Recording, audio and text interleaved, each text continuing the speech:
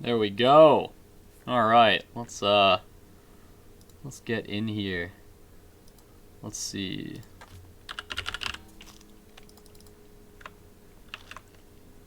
Great. Am I set up? Yes.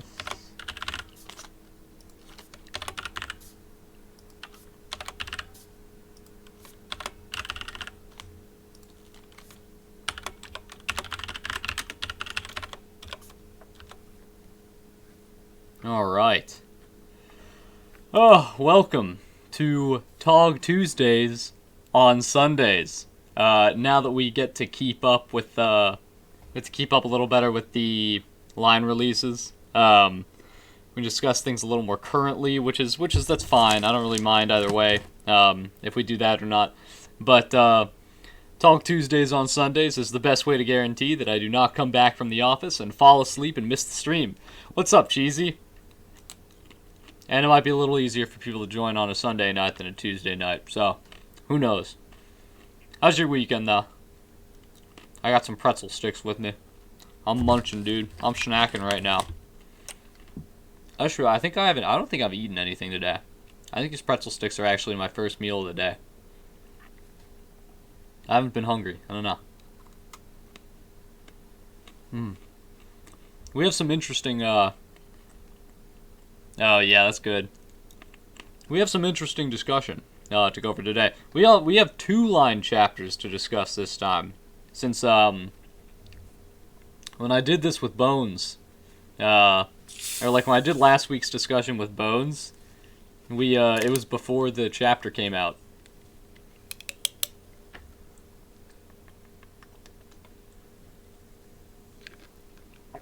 So we have all this stuff. We have this one and the next one to talk about. And then we'll talk about all the other flashbacks too. See how they come together.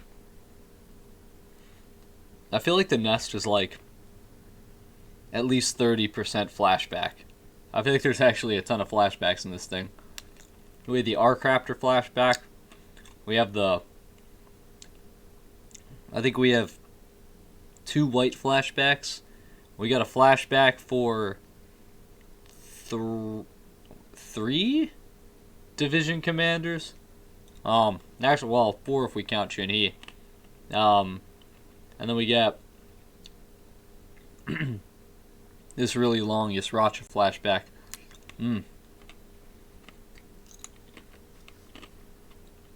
But yeah, it's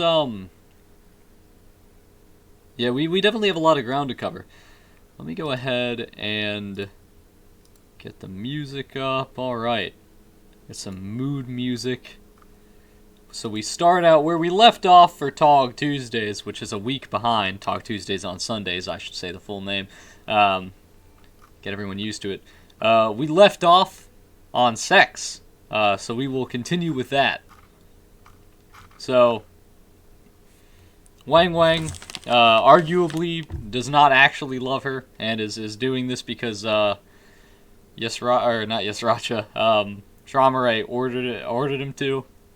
Very, very interesting stuff. Definitely warrants some further discussion. But we can skim past it for now at least. But it is interesting because I really want I gotta wonder how Nenea feels about Wang Wang. I feel like this is much more of a Wang Wang flashback than anything else. Really telling the story of Wang Wang in the past. I don't really like that point of view that much. But it's not as if it's useless. Like, of course it shows a bunch of stuff. Yeah, we're going to dive into both. We're going to dive into this one and the one that just came out. Wang Wang in the mirror.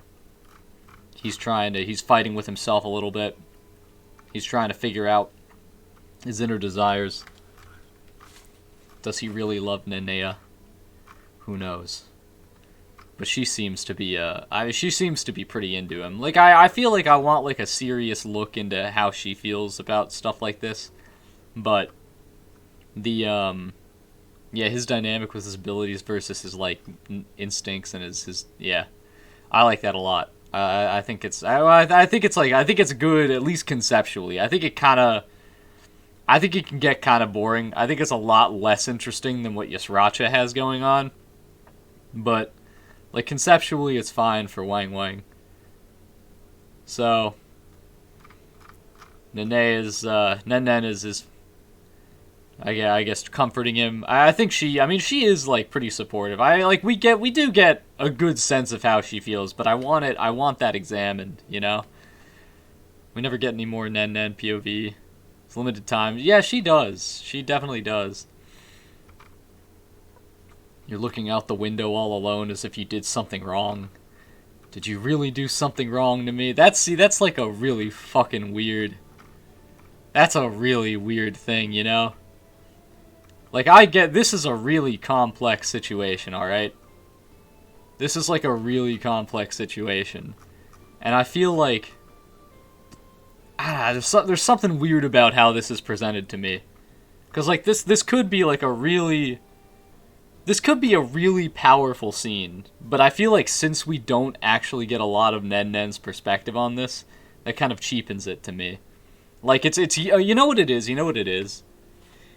I feel like this is a really cheap way to go about things, because as powerful as it could be, the purpose of this scene seems to be to make Wang Wang feel better about himself. And I think there are much better ways to do that than through this. Like, I feel like this should be something that explicitly ties into a powerful Nen moment, but instead it's used on Wang Wang as the subject. And I think that's the weaker choice. It's not horrible, but this could have been like a 10 out of 10 scene. But I feel like it's just used in the wrong context. Alright. So she wants him to so she really cares if they have children. And I think that's good. I think that's like fine. I think it's perfectly natural to want to do that. Also, look at the you know what? I'm gonna respect SIU for the unique nose shape right here. Like, he downplays it with Caliban now, but he'll still do it with Wang Wang. I know Wang Wang. You know, he hasn't had the time to be made into a K-pop star like Caliban has, but it's still nice to see, you know, kind of the non-standard facial features right now. You know, I kind of relate, you know. I got the Wang Wang nose a little bit. Oh, here we go. He's going to do it. See, look at that. That's like a nice moment. Look at the... Bro, is that a vein? Look at his vein right there. He's serious about it. I promise. This is a pretty... I know, obviously this is not like a great family apartment, you know? This is kind of shitty for like a great family suite. I would live here, though. Like, I'd pay rent for this. This is nice, dude. I would stream out here, dude. This would be my streaming setup. Yeah, exactly. It's like he can't have Wang Wang kind of like do this and be how he is and have him portrayed in a positive light. It's just like really weird, you know? It's really weird. It's like, it's one thing, you know, it's one thing to value, or it's one thing to want to like have a character's loyalty be valued, but like have him, you know, be bound by certain instincts and urges. But then to say, like, throughout all of it, like, he was, you know, like a noble soul the whole way through, you know, I don't know. I don't know about that. But we'll see. We'll see in the next chapter, I guess. And soon after, Nen became pregnant. Great job, Wang Wang. The two went directly to the family leader. Actually, this is also a cool thing. They're together. Also, he's like twice her size, dude. I don't know how he... Honestly, I don't even know how he fits it in there, dude. That's gotta go, like, all the way up into her intestines or something like that. It's wild. Alright. Yasracha got a very sharp chin. Maybe that Wang Wang is a much greater being. I don't even... see, that... I don't understand that, either. What's the... is this like a... This has to be, like, a mistranslation. That's a... He impregnated Nen? Maybe he's a greater being than I thought. Like, what is he talking about? Is he talking about, like, his powerful sperm count or something? I have no idea. Part of it is SIU seems to highly value that the instincts excuse overtakes will between this and how it's mentioned. Yeah, like, I'm fine with that being, like, a very powerful thing. But I still think, like, portraying it this way is, like, weird. Alright, we got little baby Yama. He's even, like, kind of buff as a baby. That's weird to me. You, like, look at that. He has, like, divine pecs as a noob. He comes out of the womb with a full head of hair. No baby does that. Why is he already... Oh, yeah, why is his hair already that long, dude? That's gotta be, like, itchy. Mother, you're finally back. I heard my younger sibling has been born. I'm kind of surprised that we barely get, like, any Doom in this. It's fine. Like, it's not a bad thing. But I am a little bit surprised. Doom, honestly... Alright, this is gonna be kind of crazy, alright? This is a wacky theory. Also, yeah, he has teeth. This is a wacky theory, okay? This is wacky. Doom is actually Yasracha's child. Kind of crazy. I know it's crazy. I don't know how it happened. I don't know how they would have done it. But look at him. He has his eyes, dude. He's got, like, Yasracha eyes. And he's got his hair. He's got his facial features. You can't tell me. It's like, you can't tell me that he's not, you know? What about the wings? They're Nen-Nen's wings. I don't know. Whose wings would they... Half the dogs can fly, dude. Kanzan has wings, okay? I don't know. I don't know what to tell you. They're all wild. You can do any kind of genetic... You can do any kind of genetic shenanigans in Tower of God. That's my crack theory for the day. Doom is actually Yasracha's bastard son.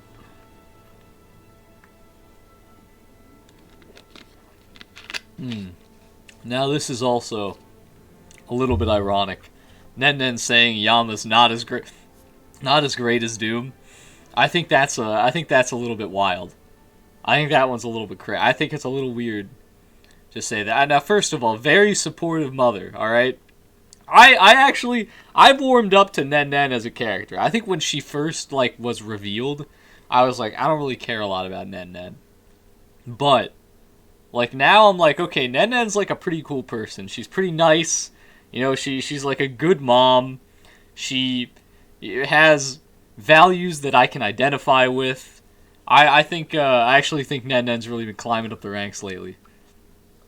Alright, so you get this nice, take good care of Yama from now on. Alright, what a fucking idiot. So it turns out Doom is actually... this is really ironic. Doom liked his new family. But for how long? Don't fight... Look at that. Look at this. Look at this irony right here. I'm loving this. I haven't appreciated the irony of this scene until now. This panel makes me wonder if she accidentally stabbed someone with her horn. Oh yeah, definitely. Yeah. There are a couple things that I think it'd be very hard to do with a horn right there in the middle. They didn't have any problems. Since they truly trusted each other. I am not gonna say that outfit's bad. I think that outfit's kind of good. I don't know why. I like the pants. Even though the pockets are too low, I like the pants. They look cool to me. I wanna wear some baggy ass capris during the summer. I don't know.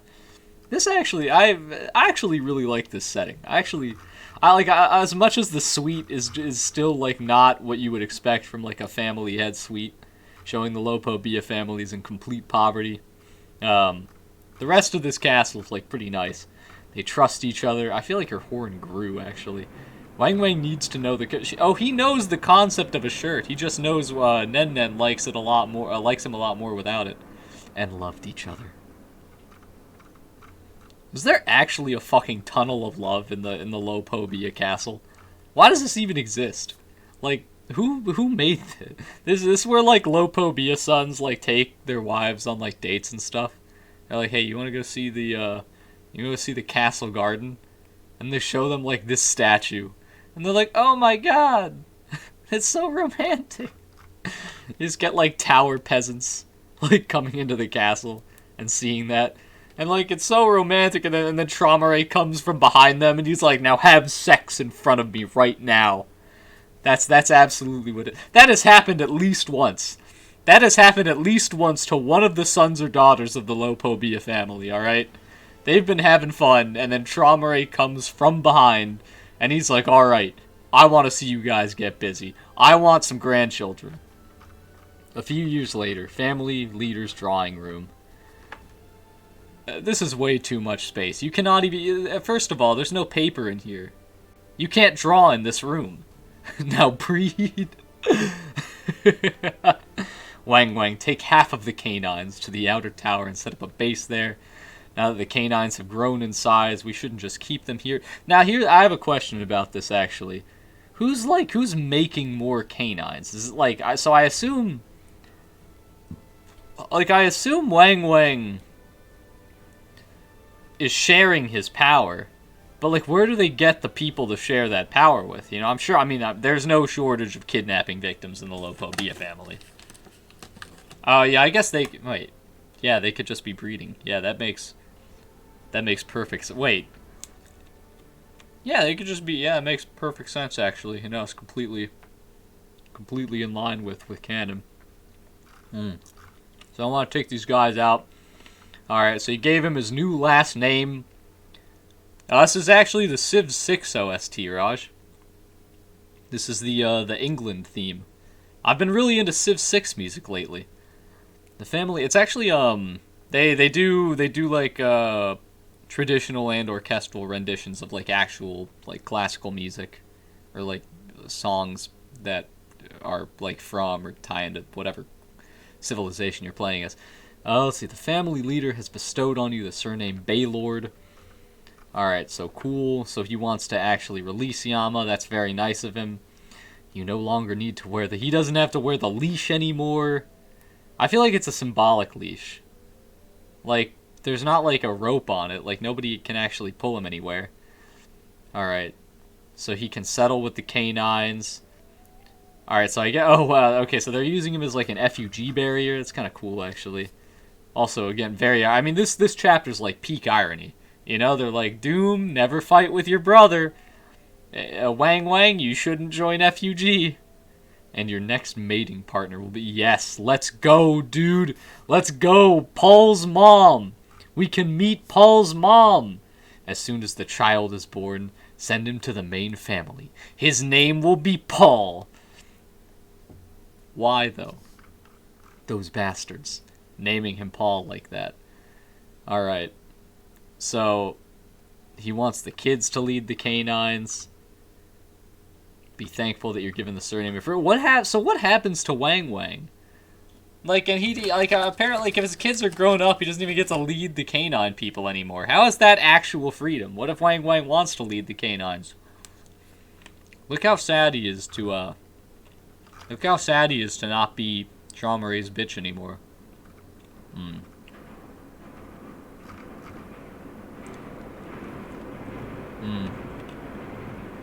Traumare actually paying attention to Wang Wang's expressions is kind of interesting. I'm quite used to being betrayed by someone who's in love. Jesus, man. Wait.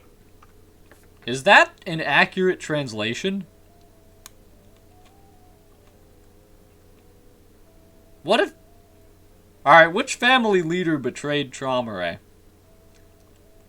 It had to be Zahard. Or... It had to be Zahard. Or, like... Edwan. I don't know. One of those two. You don't even think he's talking about other family heads here? Okay. And dominating those guys by force is my way of dealing with him. Dude, he's so ripped, actually. Look at him. He's massive. Oh my god. Just talking about many people he's done the same thing to. I guess so, yeah. Man. Wang Wang accepted the order. Aw. Oh wow, they still keep Nen Nen confined. Oh, I forgot about that, yeah. Yeah, he has some really fucking nice side abs, dude. These look like... What does this look? This looks like pure muscle. Goodbye, Doom. Bro, he doesn't even say goodbye to Yama. Dude, he doesn't give a fuck about Yama. Nen didn't say a word when they parted. The day the canines left for the outer tower. Alright, so Yasracha tries to get him to betray. I also feel like it's a specific incident. But yeah, it could be like his, I don't know, his I don't know who else would have left him for love. I don't know. Was there another love triangle? What the fuck is this? This shirt is disgusting. With this shirt with this vest is horrible. All right, the purple line with the dark blue and gray. He looks like he's like trying to be. He looks like he's trying and failing to be Aguero. He looks like he's like trying to pull off an Aguero style, but he like chose the wrong. He like chose the wrong shirt. I don't know. Who picks this guy's outfits, man?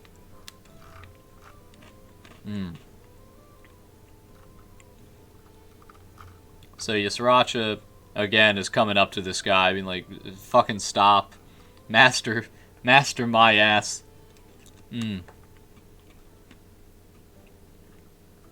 I mean, I feel like this is like... I think Yasracha actually makes, like, really legit points pretty much the entire time in this. You know, obviously he's got some, like, dark instincts and tendencies, but... even Yas can't be trippy all the time. Yeah, I guess you're right. That's true. Normally, when Yas was introduced, man, besides the shoes, he looks really good. I love his, like, robe. It's, like, half boxer robe, half, like, Arabian prince. I don't know. He looks like an Aladdin character with Caddy. He looks like a furry Aladdin character. Why do you think the canines at the training camp and your children were excluded? Canines left in the battleship we trained under the family's rule, and your children will replace you. In the end, you'll be abandoned. He's getting rid of you this way because the branch leaders are complaining about your growing power. Let's betray the family leader first before he does it. Now, here's the other thing. If Yasracha actually wanted to protect Wang Wang, we already know that Yasracha has been capable of convincing Traumare to kill 2 branch heads. Why can't Yasracha just eliminate, like, anyone who complains about Wang Wang? Why can't he just, like, kill them? Or, like, he can kill them or like, convince Traumare to have them killed. You know, he already did it. I don't see why he can't do it again. Maybe it depends. Maybe it's like Pudidi. Maybe Pudidi's complaining. Or maybe Perseus. Perseus is alive at this point. Well, then you're not going to have a low-ranking branch head. That would be wild. Even LeFav isn't a branch head yet. Alright, so he wants to betray him. He wants to betray Traumare because Traumare is just going to abandon Wang Wang. Probably going to have this guy killed at some point. Put down a dog. And then he says, but with both their powers combined, they can actually escape. And the family won't actually send anyone significant to deal with them. Nephew G will help them. He wants to make sure the Lopo Bia can't dominate people with mind control. So Yas has the... Okay, so yeah, Yas just really wants to be free and also feels like inferior to the branch heads because he's literally a pet. Are you hesitating for it? Everyone's looking at you. I can't do it. Nen asked me to tell you this. Oh, okay. So Nen and Yas are plotting this betrayal. Nen wants to do it for the family, I think. And then Yas, you know, Yas just he's himself.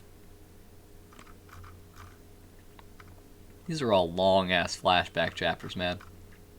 Yes, I just met Wang Wang. Alright, so yeah, they're doing this. Okay, see, this is another good outfit. Now, is it just me, or does it kind of look like... Does it kind of look like her tail is, like, coming out of her butthole right now? I feel like this is the wrong place. Yeah, the shirt's really good.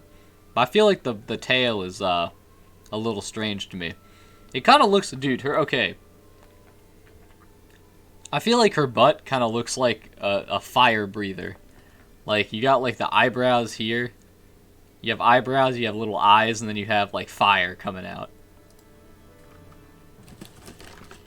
It's like one of those Elden Ring enemies with the torches. Wang Wang won't betray me. Alright, well, you're a fucking idiot. When the child comes in about a year, let's catch them off guard. Alright, so in about a year, they're gonna do it. Wait, what? When the child comes in about a year, let's catch them off guard and carry out our plan. A few years later, I feel like a lot of time is. I feel like they're starting the plan a little bit late. So you have the throne again. Why does Trauma Ray's throne? That was a year and a half. All right. Why does Trauma Ray's throne always have like this dumb back angle? Like, why does he set it up like that? And how do they even hear him? He's so far away. Is he mic'd up? Now, what is this? Okay, have you visited the nest, sir? How is the condition of the animal? The guy doesn't understand him. Okay, so there's something very powerful in the nest. I like that. Oh, you're right. It could be a speaker.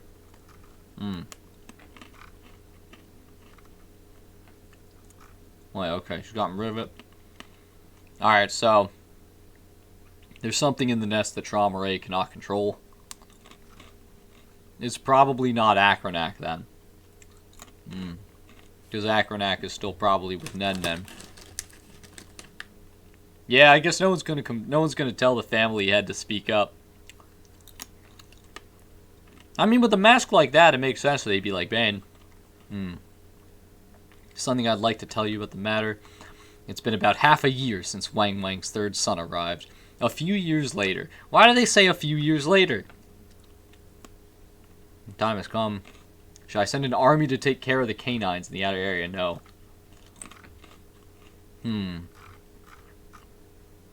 Why do they even give them freedom if they're just gonna kill them all?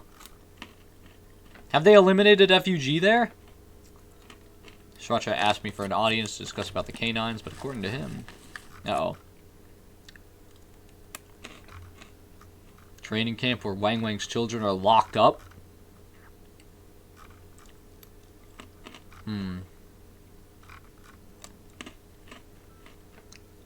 So... yeah, I also really want to see Kieran. I bet he's A, still alive, and B, very powerful. I feel like he's going to be one of the most powerful Lopobia members. So I'd also be excited to see him fight. I think we're definitely going to get a second Lopobia arc that's like set on like their mothership or something. Where like Bomb and Yama, I don't know. Like Bomb and Yama can like kill Trauma Ray there or something. Because we're going to be able to see, like, Kieran there. We're going to be able to see the buff Arc Raptor guy. We're going to see, I mean, we're not going to see Lobie. But, we can see Lobie. So, they were trying to get these guys out. You go to the outer tower. Yeah, because, like, I like go back and forth on it, but I'm getting like less and less confident that Trauma Ray is gonna die here. Because I think we're gonna... I want Yama to fight him. As much as like I think Yama's really boring, but like I want Yama to fight him. Oh yeah, the Yas outfit. I hate that. I hate beatnik Yas, dude. He's gonna get like bongos and start going to poetry cafes. I have to rescue my children. I feel like you could have picked a better outfit than that to go to battle with. You look like Dewan right now. Alright, so she's gonna go. And... for some reason, Trauma Ray came to see Nen Nen. Oh, dude, look at that Sky.jpg there. It's really heavily filtered. I actually really like it, though. And you see, actually, you can kind of see SIU did a lot of work with it. I see kind of a lot. Like a lot of filtering done there. Alright, so why you are here, creature? You're in my territory without my permission. How dare you! Alright, so she came to see her children. Did your mother need permission to see you too? Ah. That's pretty funny, actually. I kind of like this, dude. She's kind of roasting him here. Did your mom need permission to see you? Were you even born from the womb? I don't know. You know, as you have the big jacket, I would actually like to believe it's decompression. But I agree with RT. I think he's just, like, so closed off and stuff, he just wants to feel all snuggly in his jacket.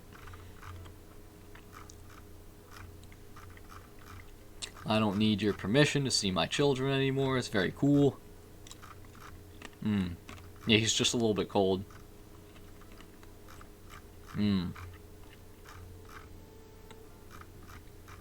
Alright.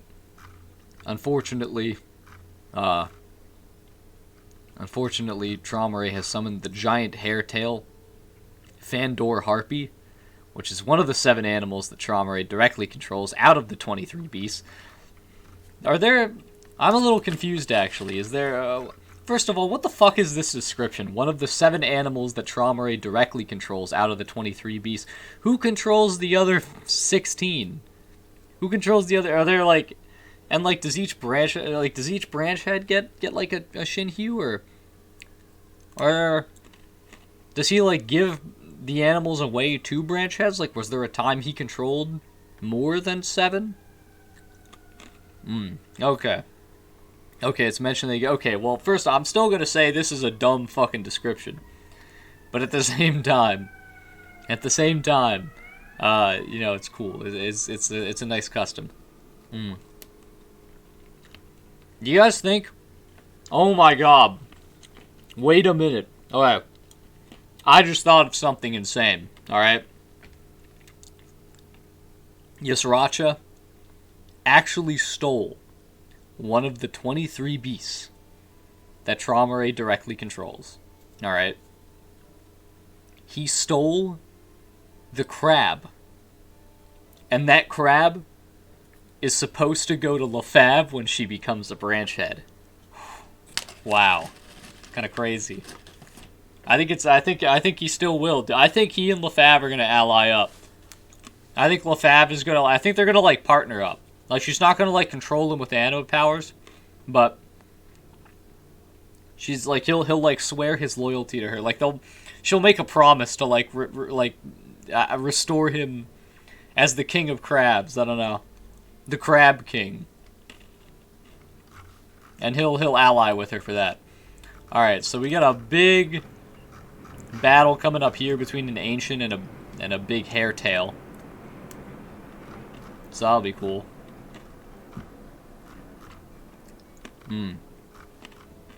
You know, they have these, like, floating castles and stuff, right? This looks like garbage, comparatively.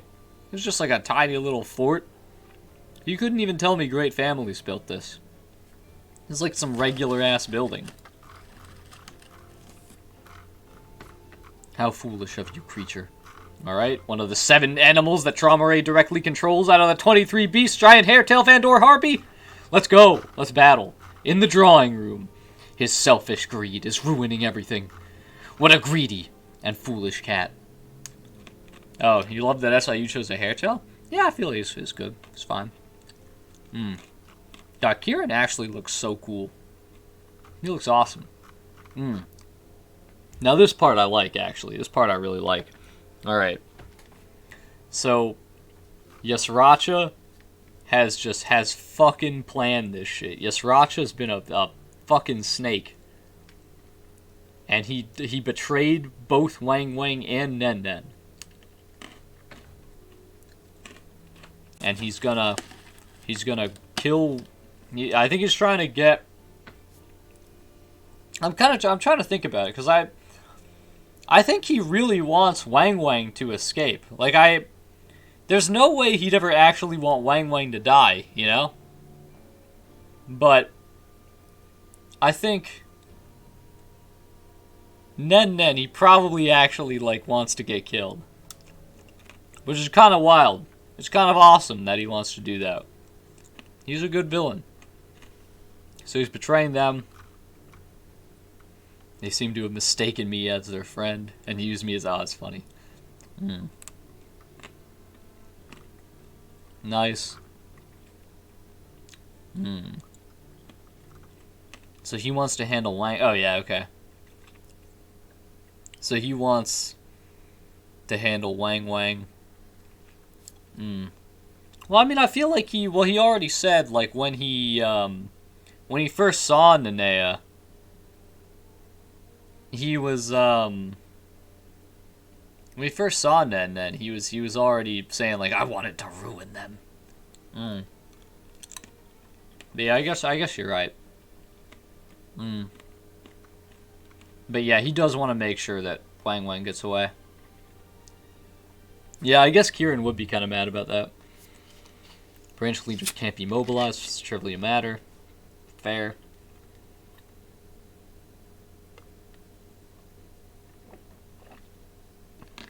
It's kind of a silly question, but like, Kieran, right? How does he eat? Like, does he ever leave his post? Does he have servants that come to the room and then, like, bring him the food? Does he go to, like, the dining room? Or, you know, what? And, like, what else does he do besides, like, does he just talk to Traumerei all day? Is that, like, his entire, like, existence? He just talks to Traumerei? Is he a son of Traumerei? Do you guys think Kieran's a son of Lopobia? Who knows? How'd he get so red, if that's the case? He doesn't have, like, any of Traumerei's features. This guy's got to be, like, adopted into the family.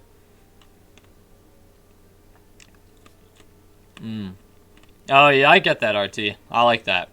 He uses Nen as a tool to get Wang to break away a little bit.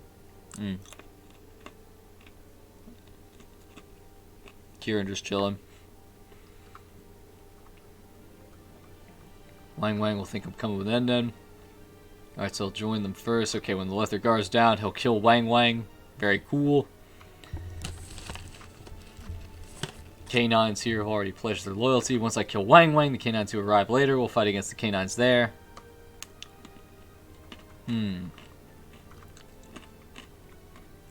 There's the Kieran lookalike son.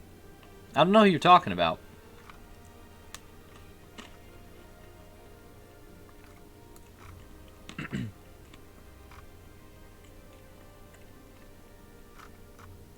Alright, so he's persuading Kieran. I like how Kieran actually kind of suspects some bullshit. Do you guys think Kieran actually, like, sees right through him? And just can't say anything because Yasracha, or not Yasracha. He just can't say anything because, like, for the sake of protecting Traumerei. And we don't think Lopobia's controlling power has weakened. Or not for the sake of protecting Traumerei, but pretty much for the sake of protecting himself. Like, if he speaks out, like, Traumerei is gonna, like, just have him killed or something.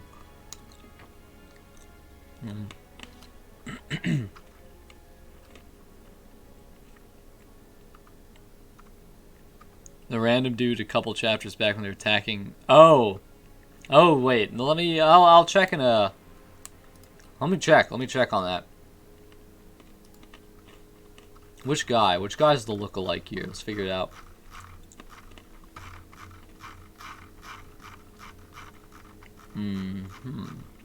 Oh, wait.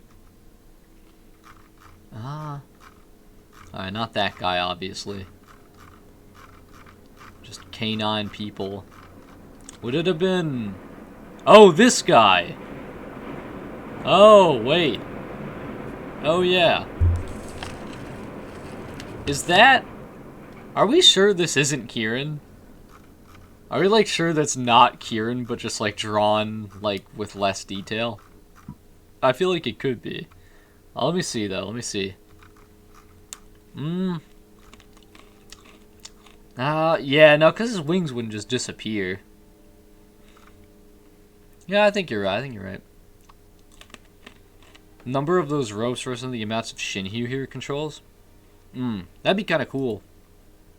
if these ropes like tethered like other Shinhyu to him. You'd have like some like Bomb or Yama or something like fighting like 10 of these guys at once. What is it? 1, 2, 3, 4, 5, 6, 9. Be spilling dirty blood in the battleship. Cool. All right, finally we're getting the hype. The hype fight. There was one gigantic fish. Oh shit, dude! Caliban Houndborn. Bro, it's the Caliban Houndborn. Oh my god. Bro, it's Caliban and Jinsung. Alright.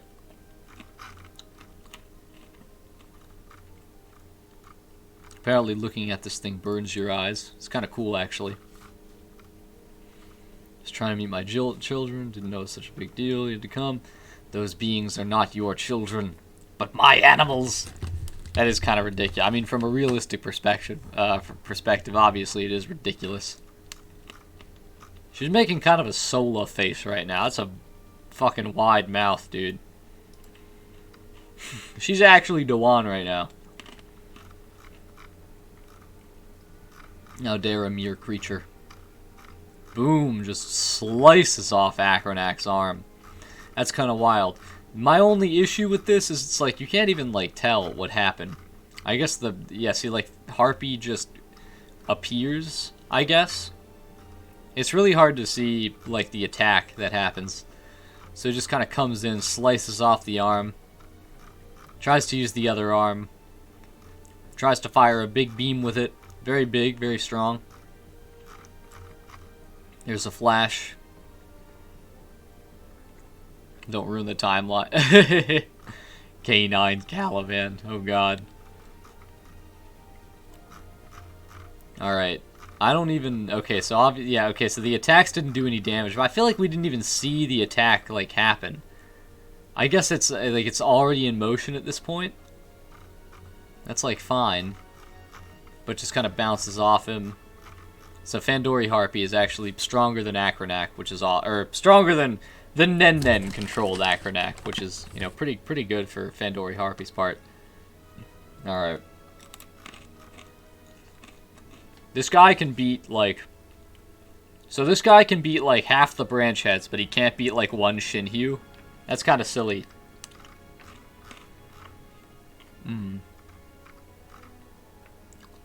It did look like it did damage.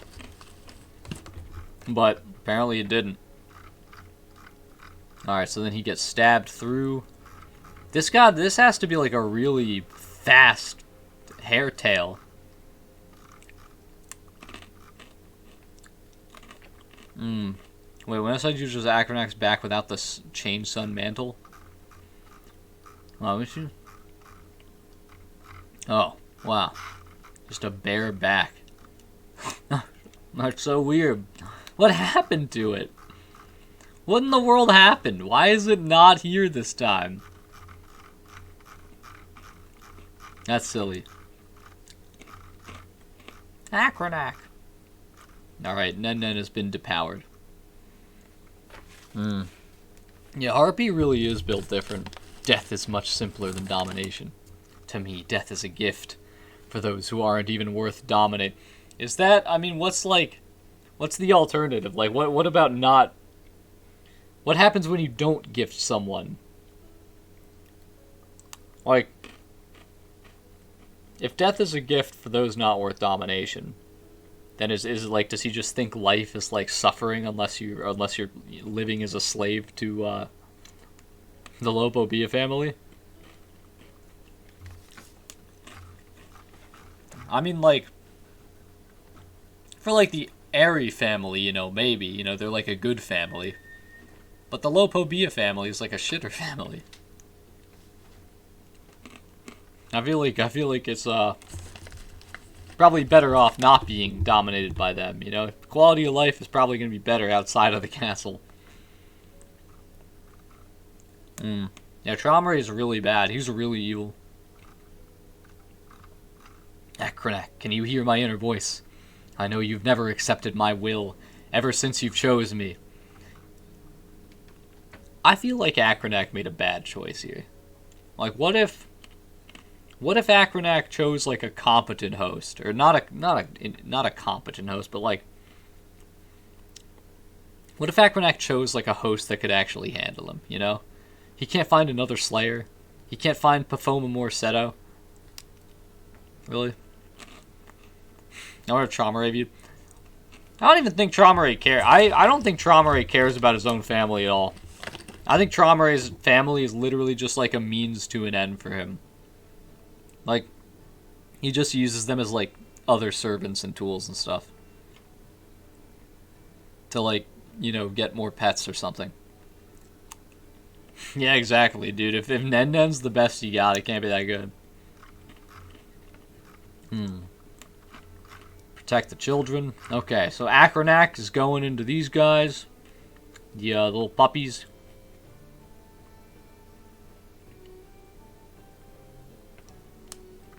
Alright, so he's firing a beam. Hide yourself beside my children in dead silence so no one can notice. Then when they're in danger like now, come back and protect them. This has to be a new development, because there's absolutely no way that this was planned in the cage when Yama had, like, no hint of any of this power. First and last favor I've asked of you.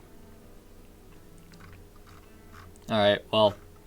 Yeah, that's what I'm thinking, Cheesy. Let's go back up.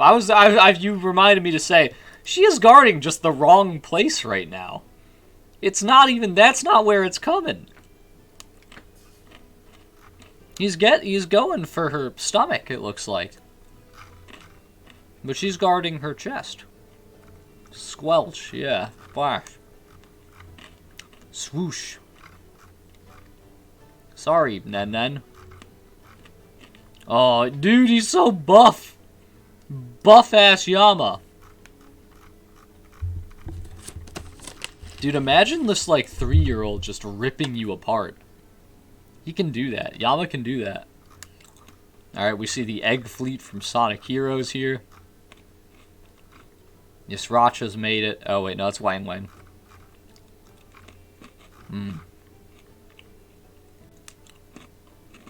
Yeah, Akranak just snacking on popcorn. Yeah, every time he's just snacking on it. Bro! Wait, okay.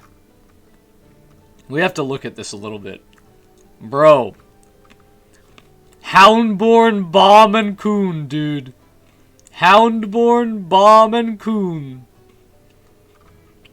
Oh, Houndborn, Jinsung. Alright. That's actually just Kan Hong right there, too. Young Doom still getting mid-tiff by Baby Yama. That's true. Dude, these K9 designs are... I don't even dislike these K9 designs at all. But they do just look like Bomb and Coon in them. We finally get it. We finally get this scene that we've waited so long to understand.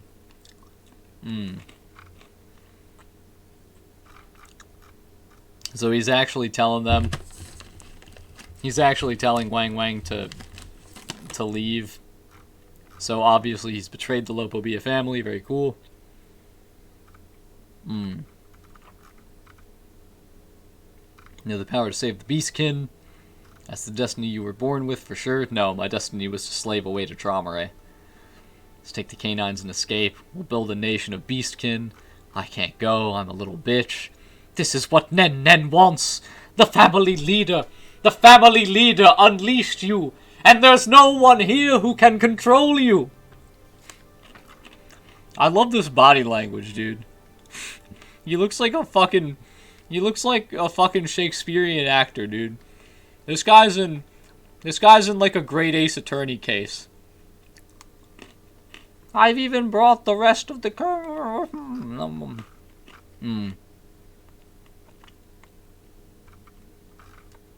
Yeah, so he still doesn't, It's kind of wild that Wang Wang still can't really, break his, or keep his promise with Nen. What the point of life would be if I don't follow my master and feel complete. That kind of life means nothing to me.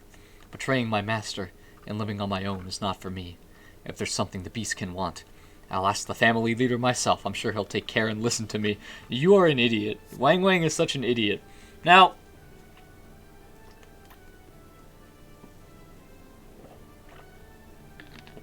what makes me mad, I think I've said this before.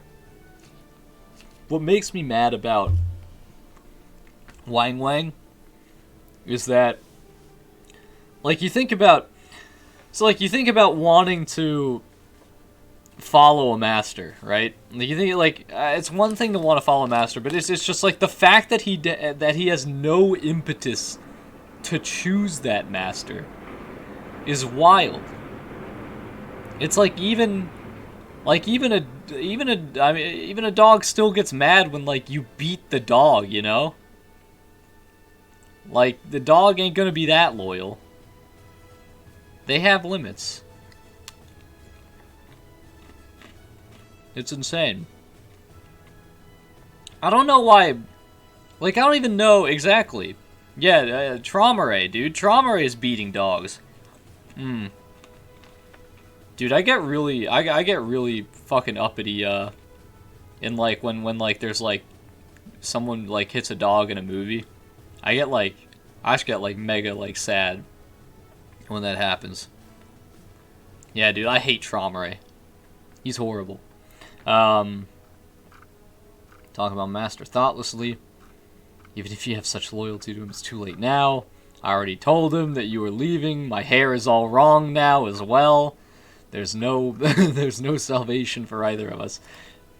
Everything is wrong. His hat is wrong here. His hair is wrong. What the fuck happened to this guy? What the fuck? What am I looking at right now? What in the world? Yeah, exactly. Like, Wang has absolutely no agency to it. Like, he can't choose a better master? It's like what made Traumare, like, the master that's, like, worth it for him, you know? Like, why was why was he happy to go to Traumare? Why wouldn't he have... Like, why wouldn't he become Yasracha's, you know, dog? Like, why can't Yasracha be his master? I mean, that'd be horrible, too, but... The side hair is just a scarf? Good lord. Why couldn't he be... Like, why couldn't his master be, like, anyone who's not, like a maniac? If he really wanted that. Why would the family really send me here with the canines? I even lied to him that I would kill you right here. That would just put Nen and my children in danger. I don't care.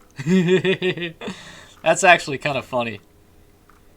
So yes, Racha's still obsessed with taking him away, obviously. I mean, we knew that already, but it's cool that he's, like, saying it to Wang Wang now. Like, this is, like, still a good conflict at the core of it. Like, I love that these guys are, like, both ruled by their, like, desire. Like, Wang Wang just really fucking wants to serve his master, and so he's kind of bad. And then Yasracha just will do literally anything to take Wang Wang away from it, including, like, breaking him completely. It's insane. I'm getting, like, tons of people killed for this, too. I don't care about the canines or Nen. You're still my only purpose. Yeah, we're definitely going to get some fan art of these guys again pretty soon. Probably think I'm the same old obsessive cat, don't you? But you haven't changed at all either. You're still a foolish and devoted dog. And I'm still a very selfish cat. Bro. Is this a parallel to two other characters with a lot of gay energy? Think about it. Think about it. I like this evil Yasracha. Also, yeah, exactly. Like, Wang Wang is so frustrating. It's like, he just doesn't think about anything, dude. He's just like, what is Traumare gonna ask of me today? Now choose whether you'll die here with the canines or save them and escape with me. Alright. Do I think Yas is gay for... No, not really. I don't think so. I don't really think so. But that's also because I think Yasracha is secretly a woman. And that's how he had Doom with Wang Wang as their first child. It makes sense, dude. He's got his eyes. I'm telling you. Yas is straight for Wang. Yes, Rocha! How could you? Oh, and then Traumare teleports over. Very cool. Who could it be? No way. Yeah, way. You're an idiot. Dude, he's actually got, like, some normal shoes. Wow.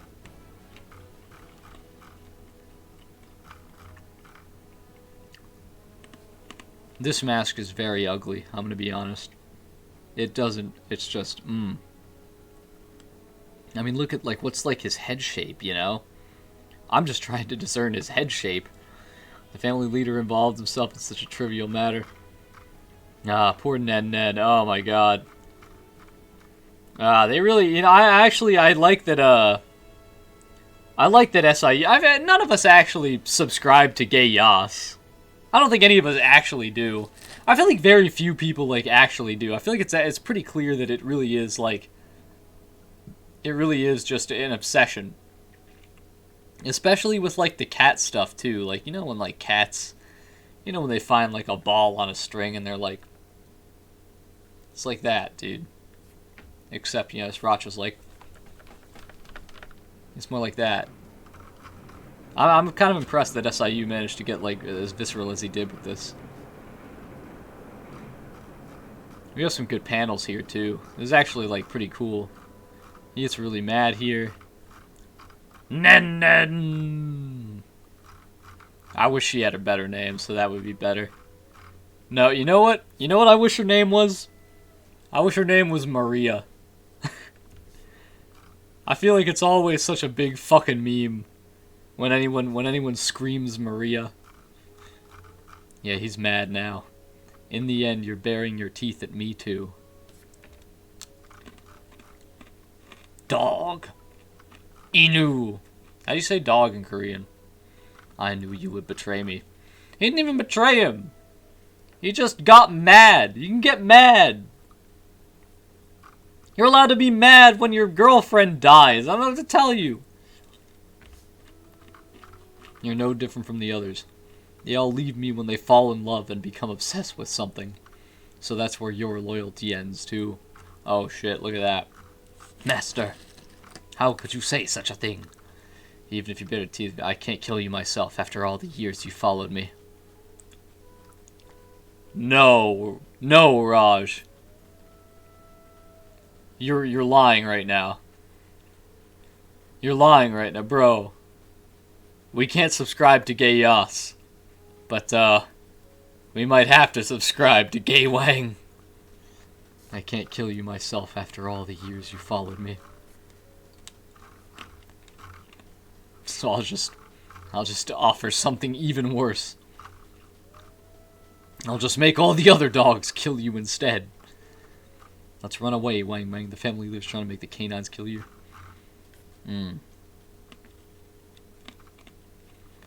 Even at this moment, I'm terribly afraid that he is a bitch till the end, dude. This guy just cannot stand up for anything besides his master.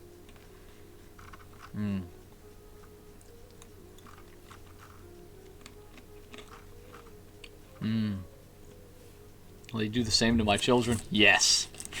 Jeez. I don't see... Here's what I don't get. He's like, no, I didn't think about how you would feel when I killed your wife. But also, I can't kill you myself. I can't kill you. Because you've spent so much time with me over the years. Even though I never talked to you, and I you know, talked to the cat way more. But then he's like, no, but I can definitely, you know, I can definitely kill your wife without asking.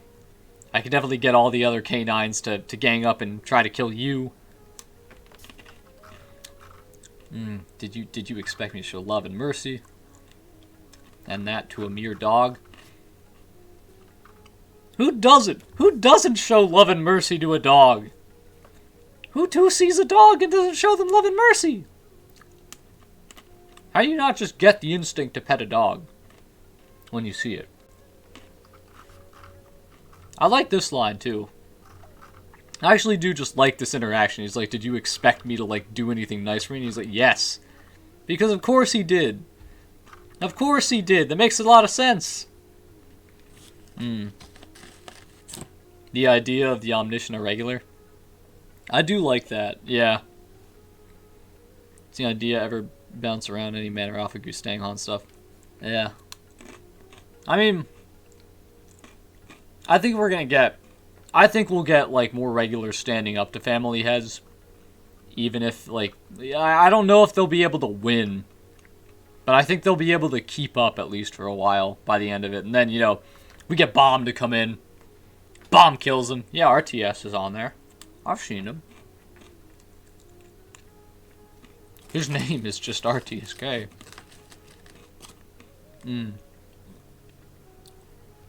Yeah. I did feel sorry. Yeah, like, Wang, that's when Wang actually, like, felt human. That's, like, one of the only times when Wang felt human. I thought you'd know about my loyalty for sure.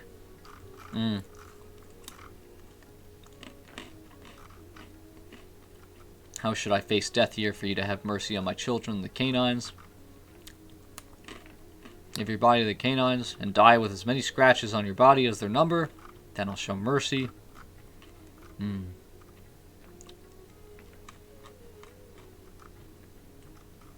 Wang Wang, what are you talking about? You're gonna die.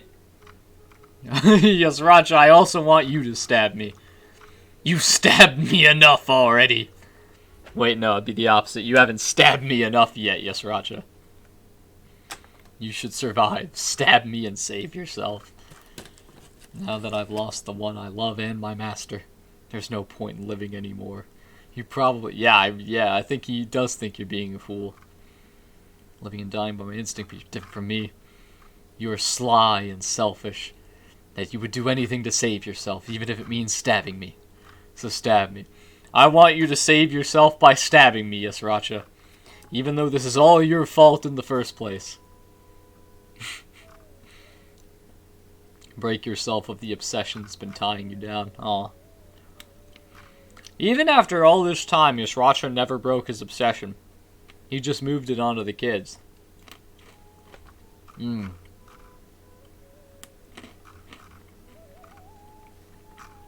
Alright. So that's where we get caught up. So this flashback.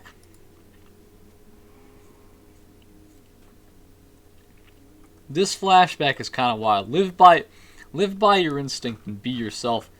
You're free now, Yasracha. This is such a weird scene. Even... I feel like Wang Wang is not even that mad at him. Like, he's mad at him, for sure. But he's not that mad. Because I think Wang Wang accepts that Yasracha is simply bound by his instinct the same way that he is. Like, just as Wang Wang has to be loyal to his master. For all the stuff about not escaping and stuff and saving the canines. Like, he just can't do it. He understands that Yasracha was just simply compelled by his instincts to, and, like, deepest desires to put him in that position in the first place. It's like, he can't blame an animal for acting like... I guess he realizes they're both just animals.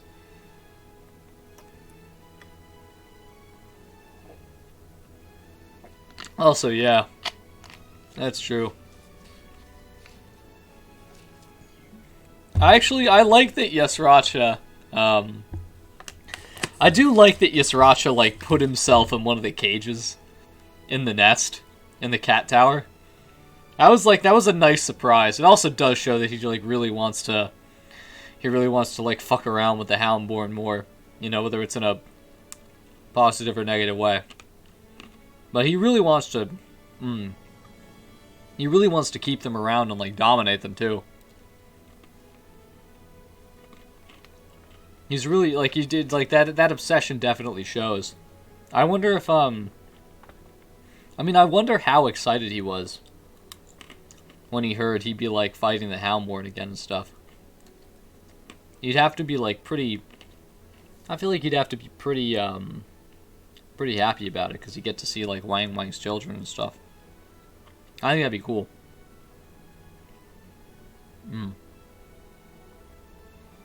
But yeah, I think this flashback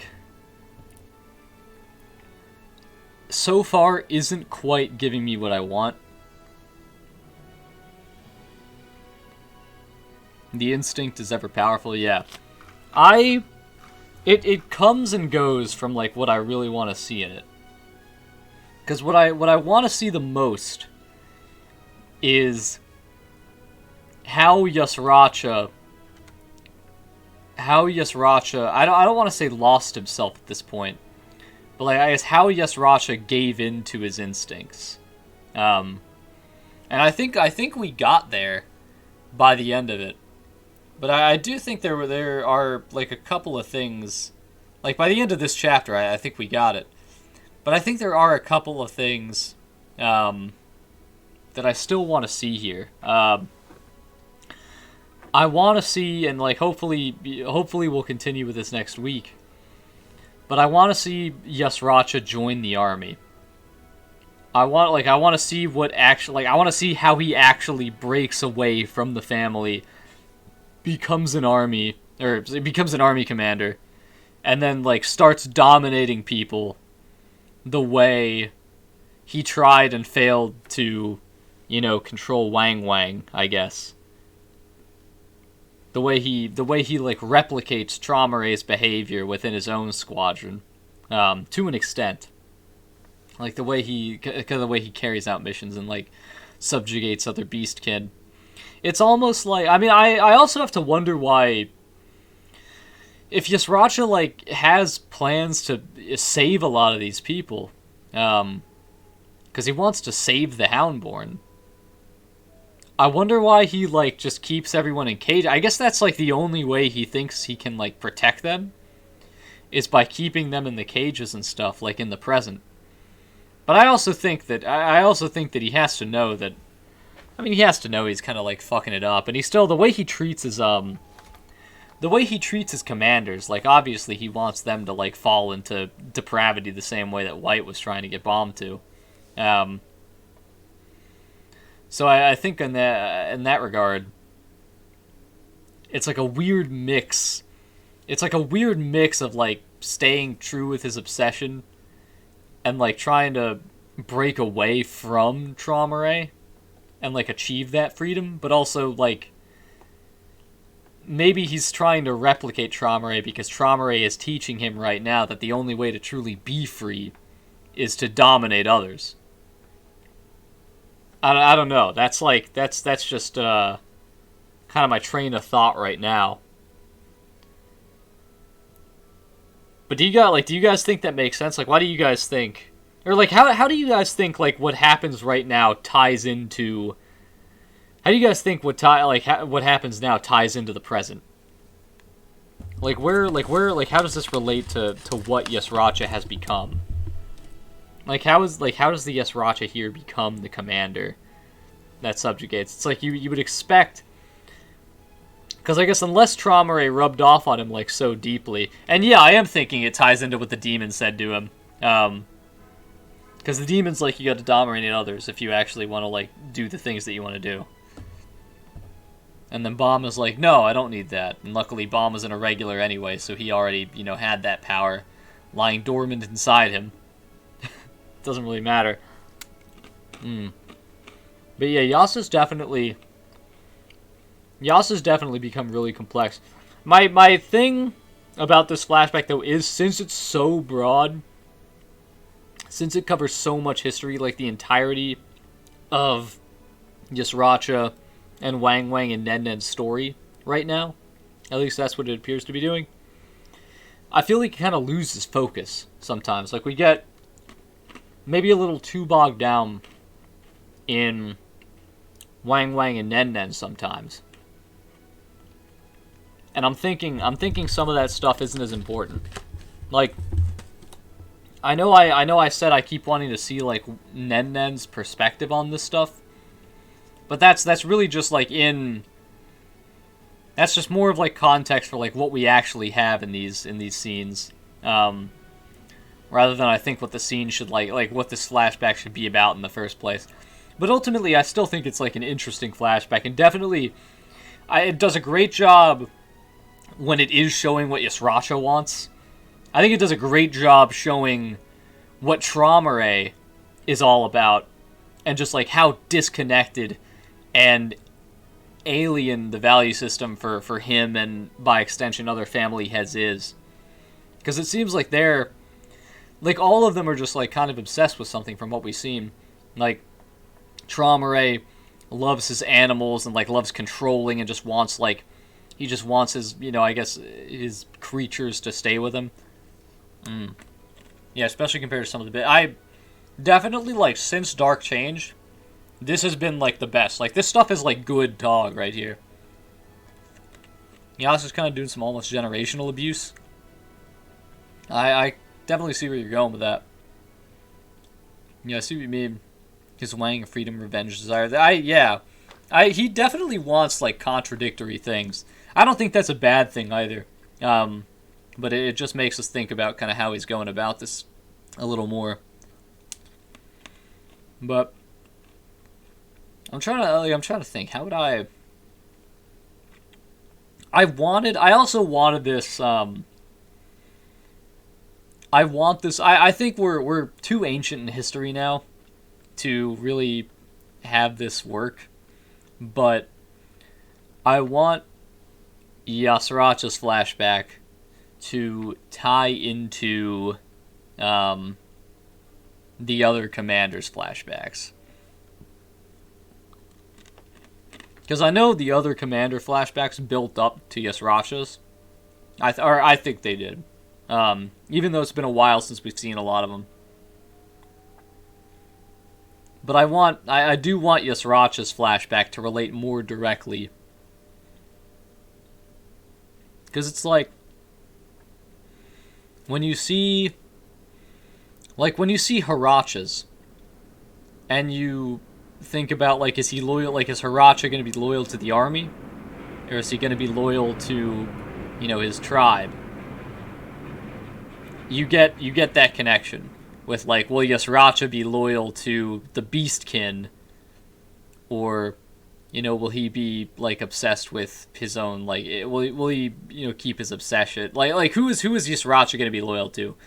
Will he become, like, a loyal pet of the family? It's kind of muddy. It's kind of muddy for that. Because I don't think Yasracha really had, like, his loyalty is very firmly not aligned with the family. He really just wants Wang Wang. But will he at least be loyal to, like, Wang Wang's family? Or will he, like, betray them to kind of get what he wants and to keep himself safe? And you get a little bit of that with Hiracha. With Kendrick DL, you get, that power of domination. Like what happens when Nanatona's flashback is the missing link. Yeah. He's Nanatona. Dude, Nanatona also implied he's like, I've seen the true form of Yasracha. That's like, what is that saying? That's gonna be kind of wild. But then Kendrick's, they talk more about domination, and they talk about like the depravity of domination, and how like everyone else is like getting to do stuff for him. So like it's like I feel like Kendrick's kind of relates to how the Lopo Bia head was acting, where the Lopo Bia head is always trying to dominate things. He's just sitting in a chair the entire time, and so Kendrick kind of Kendrick relates to that, that aspect of Yasracha's past. And then Hasacha is just lazy.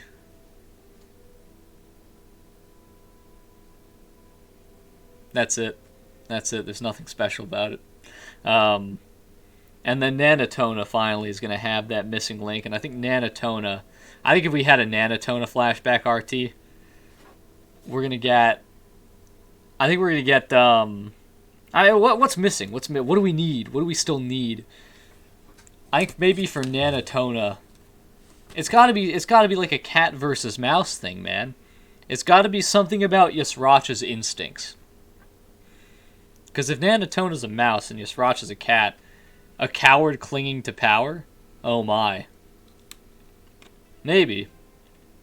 You could be right. You could be right. Nanotona like feels so weak and stuff, and he's not. He's not even like a division commander. He's like a junior thing. He's like what he's like whatever Fawn Skull Drac. Well, he was like Drax rank. But yeah, I definitely see that too. Although I feel like Haracha also gave us a little bit of that too. He kind of sacrificed his tribe for that, I think. And then we still haven't gotten... You know what I'm a little bit sad about? I'm a little bit sad that we're not getting a Fashiel flashback. I don't think we're going to get one. And I feel like Yasracha is going to be like the last flashback. So we're not going to get an Anatona flashback, probably. We're not going to get a Fashiel flashback. But I feel like we should have gotten a Fashiel flashback. I feel like Fashiel was the first commander to get a personality. And yet, he's gotten the least development in this. I like how... I also kind of feel like Fashiel like 180 too. I like how he got introduced standing up to Yama. And then he used, you know, like, his troops in I guess what Karaka deems like a cowardly tactic to just like trap them and spill acid on people without fighting anyone himself. Although I don't really dislike that. I don't dislike that at all. I think Fashiel's a pretty sharp guy. Figuratively and literally. This pussy removed. It's Sunday. I have work tomorrow, Arrow. I don't even have any alcohol left. Let's actually go back. Let's go back to the beginning of the cage. Not the beginning of the cage. The walls. And let's check Fashiel's introduction. This guy is different. Alright, where is he? What chapter does he come in? I should use the wiki more for this. Where is this guy? Alright, Lopobia. Alright, let's see. How do we get this guy? Alright. Chapter, okay, 332. Alright, let's go. Holy crap. Oh! Oh boy. Okay. Okay, here we go. Alright. So Fashiel is talking to Sideways Yasracha. Very cool. I feel like Yasracha's really changed. His visual design has changed a lot. Like, his face is so different than what it used to be. Like, if we look at, can we look at him in, like, recent chapters? I feel like he definitely looks different. Let's see if we can find... Okay, yeah, let's look at him here.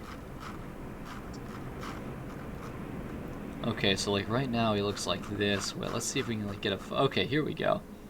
What the fuck? Yeah, his... What the fuck? What am I looking at right now? It's not, like, horribly different, but it's definitely a little bit different. His head shape is just completely changed now. He's got a smaller mouth. He's got, like... What? His eye color has just... His eyes have just changed. What the heck? He'll give me coke poisoning, Rajiv. Only crypto advice that I completely ignore in shots.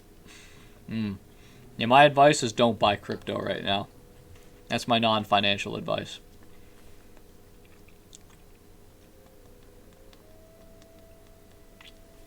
I haven't even noticed the cat. I haven't even noticed the cat, actually. I've only paid attention to Yasracha. But he definitely looks like way different. he looks more malicious here, I think. Maybe a little more cat-like. All right, anyway, we gotta find Fushil here. Let me see Paul. Let me see Paul fighting. Is that Shibizu and Hatsu? You gotta be kidding me. Are they fighting at the wall? Oh my god. I have not been reading this series, man. Some of this stuff is ridiculous.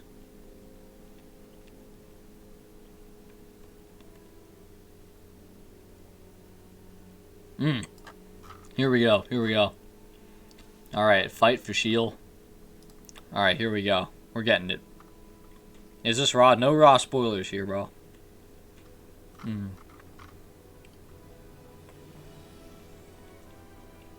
Alright. If you're scared to lay a finger on the man in front of you, you have no right to fight in this war. Alright, Fushil stepping up. Yama's having fun. He's got his eyeliner on.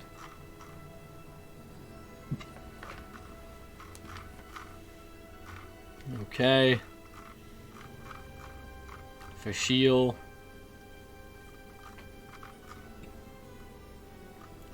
Yama's gonna vor him. He's got his black lipstick on.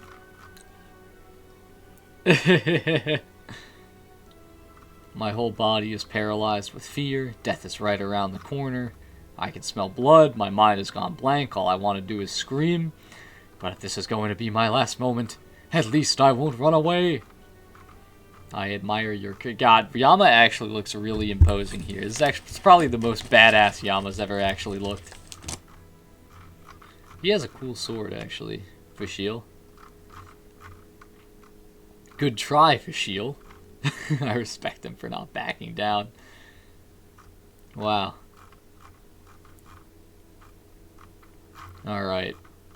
So yeah, that's pretty much all he does. I mean, he's just a brave guy. It's got like it's a nice moment for him. It's definitely a nice moment. But I guess he's definitely learned to be a little more... Fushil's learned to be more cautious about this. And I think his armored division is like all robots and stuff too. So it's not really like he's actually sacrificing his troops. Here's Roch's character. Stinky.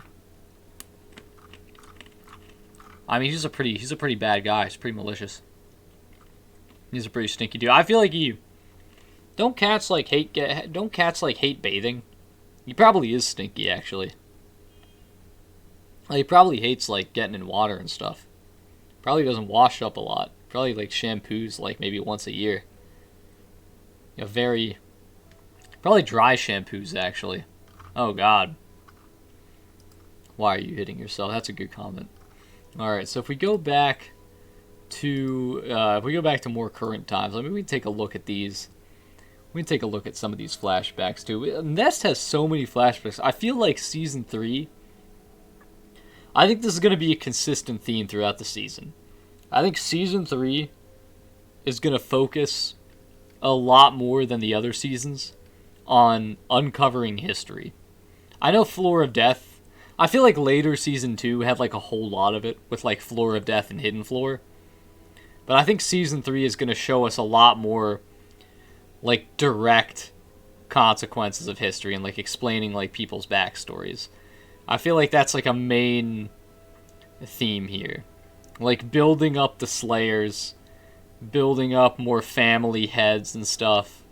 And then like having Bomb and his team, I guess, use that knowledge to shape their perspectives as they continue their climb.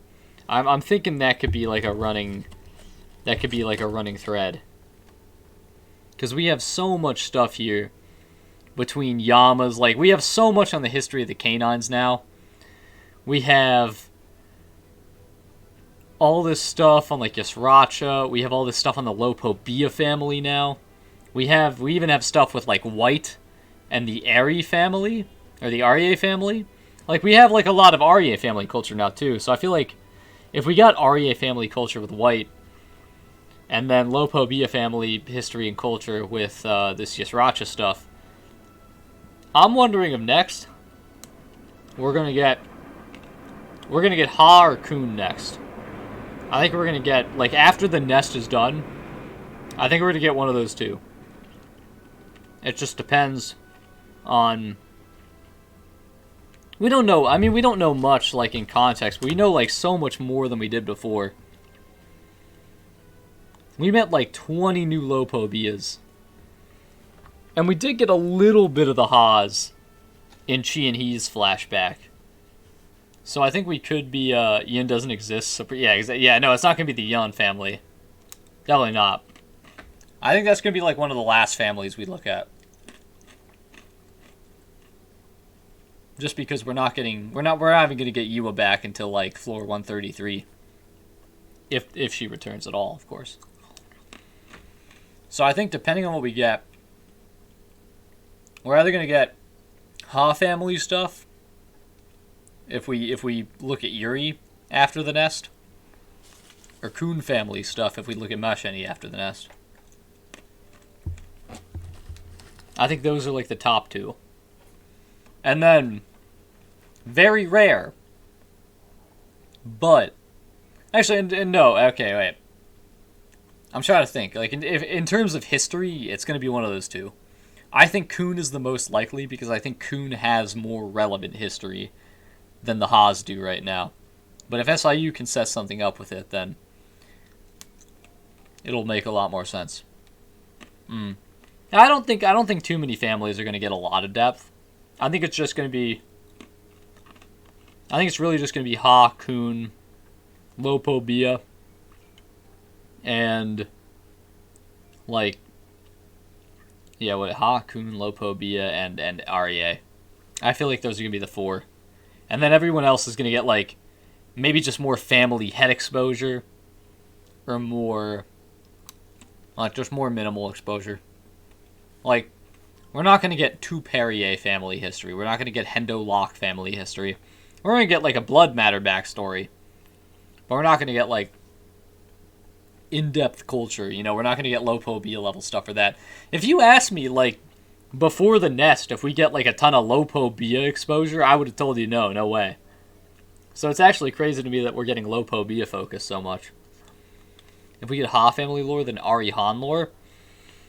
I feel like that would only be if we get, like, a Urine backstory, which will happen. We're going to get the backstories from all of them. For sure. But I think, like, the RE family itself is not going to get a lot of lore. Unless Sharon survives and becomes a major character.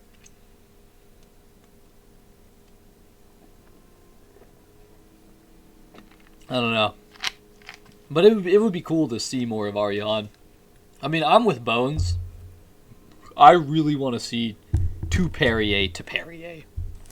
That's, like, who I want to see most of all, dude. I have some high expectations.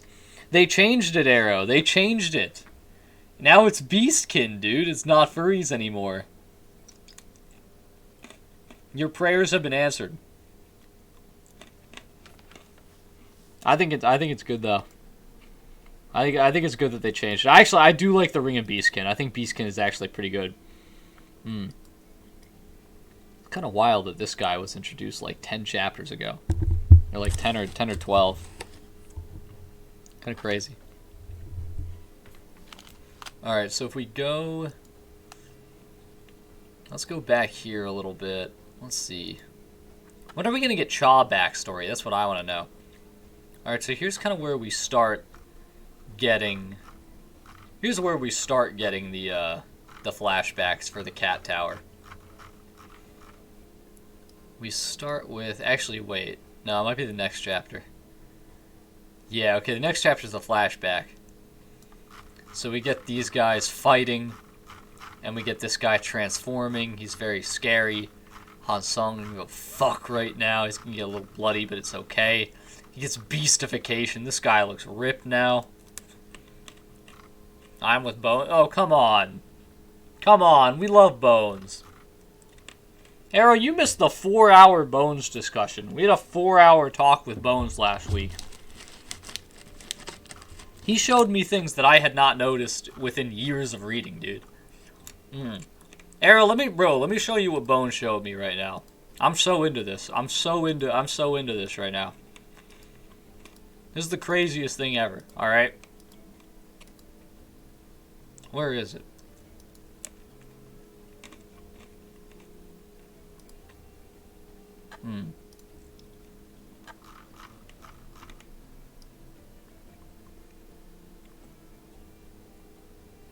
This is the craziest thing, bro. This is the craziest thing right here. The Jihad, the lookalikes, yeah. Wait, where is it? Look at that, dude. Look at it. This is not King Jihad. It's like the boss or something. This is awesome. Is this I wonder if this is foreshadowing that, like, Jihad, like, did split himself or something like that.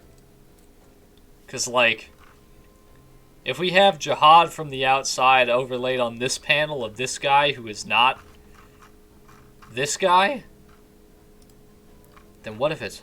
who knows, man? Who knows? But this has to be, like, the boss watching. He's even got, like, a little... This kind of looks like the top of, like, a cape/mantle.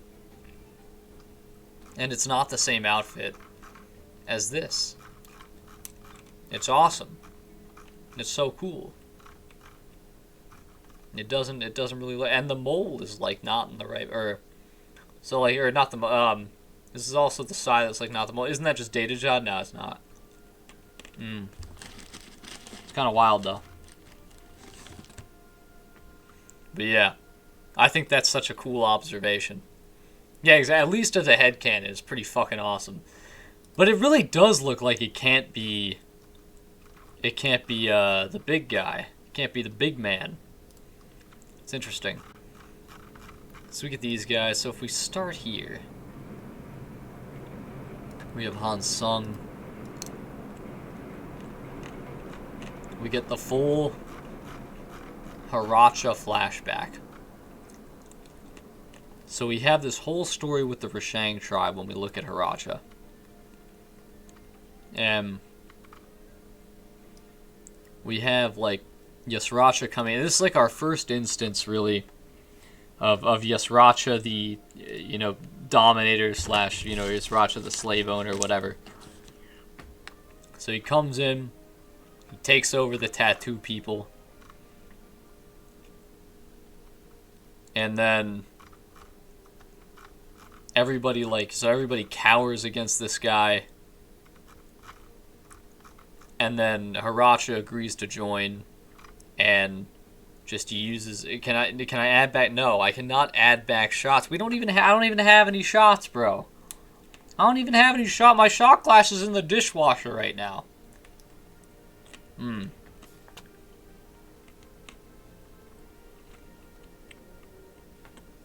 He sometimes felt guilty about killing other races in a similar situation to his own, but he had a reason to fight. I wonder if that's, like, important at all to, like, Yasracha's. I also think it kind of relates to Bomb a little bit, because Bomb also sometimes feels guilty about killing other races in various situations of various levels of similarity, but he has a reason to fight as well. I think it's actually kind of interesting as well, because, like, these guys don't even, like, meet each other, but you can still, like, make, like, Bomb and Haracha don't meet each other, but you can still make the connection here. Dude, his tongue is so weird. Where the fuck is his tongue coming from? His tongue's coming from, like, the middle of his throat. That's so crazy. So this guy builds, like, a ton of wealth and power. He donates a lot of it to the Rashangs to help them prosper. And then these guys end up becoming hedonistic with their scantily clad women and their shirtless men and fire festivals. They became filled with pleasure-seeking, lazy people. This has to be, like, Haracha perspective right now. This has to be, like, from Haracha's perspective. I don't know. Like, I mean, I'm sure they were somewhat... I mean, I'm sure they probably got, you know, a little pleasure-seeking and lazy, you know, with infinite wealth. But I feel like it's definitely just not, like, an objective look. Especially when it makes Haracha look so victimized despite being a war criminal. But you can definitely like. I at least think from that perspective it's like a really good flashback. At least if we're looking at it from like his point of view, we can kind of understand. Like you can definitely argue that that it is not important to look at how he feels about all this, but it is pretty. I don't know. I really like it a lot because he's just realizing like how he changed and like how he starts viewing his people differently and how he like starts having conflicting loyalty. Because he's eventually just, like, turning into a cat. He's kind of turning into something more similar to Yusracha. And I guess he's realizing, like, he's, like, losing himself in his, like, in growing his power to better fit, like, the cat genes that are inside him. Now, I think this definitely helps, like, build up what kind of person Yusracha is. As, like, someone who can put Haracha into these situations and start slowly getting him more comfortable as a war criminal, and then making Haracha start like questioning his loyalty and stuff. Like obviously Haracha, like it's pretty much all Haracha's fault for like giving into that kind of thing for the most part.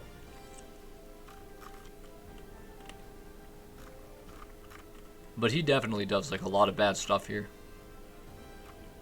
And Yusracha definitely, like, understands all. Like, Yusracha definitely sees through all of it. I feel like Yusracha really rubs off on his, he really rubs off on his squad. It's, like, the same way that Calivan has, like, a really noble squad of, like, really hard-working, like, serious people that might be a little misguided in terms of, what they consider important to fight over and protect. But they're, like, generally polite, cordial. They want peace. They want to end things quickly most of the time. They work together as a team. Whereas Yusracha's squad, despite serving under him, they're all very individualistic. Like, Hasacha just wants to fucking sit around all day. This guy just goes after, like, whatever, fun thing he sees and then rips it apart. And then Kendrick just wants to, pet his fuzzy animals and just, be nice to animals and then also, kill everyone else.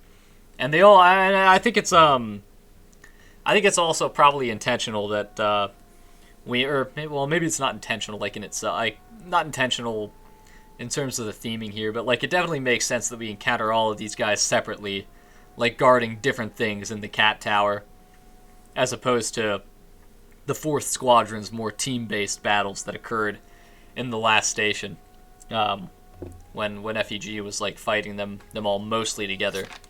Like Elpathion and Sharon were fighting.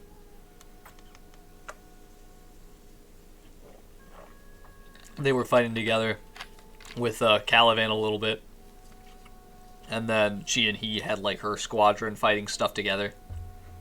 The feline thing adds the visual emphasis to really rub in his influence. Yeah, that's also true. Because, yeah, I mean, he literally just, like, shares the power with him, too. But then, like, they end up just, like, having their own kind of, like, individual desires and obsessions.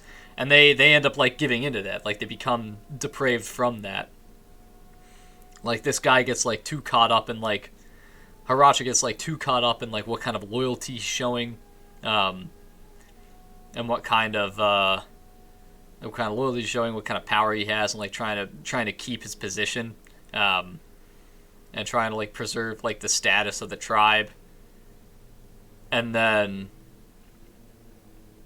Kendrick like becomes so obsessed with like trying to dominate animals and stuff, and like trying to fit, or like he becomes convinced that all he wants is like domination when he used to care for animals.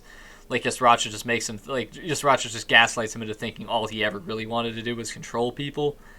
And then he just, like, goes fully into that because it's, like, it gives him purpose.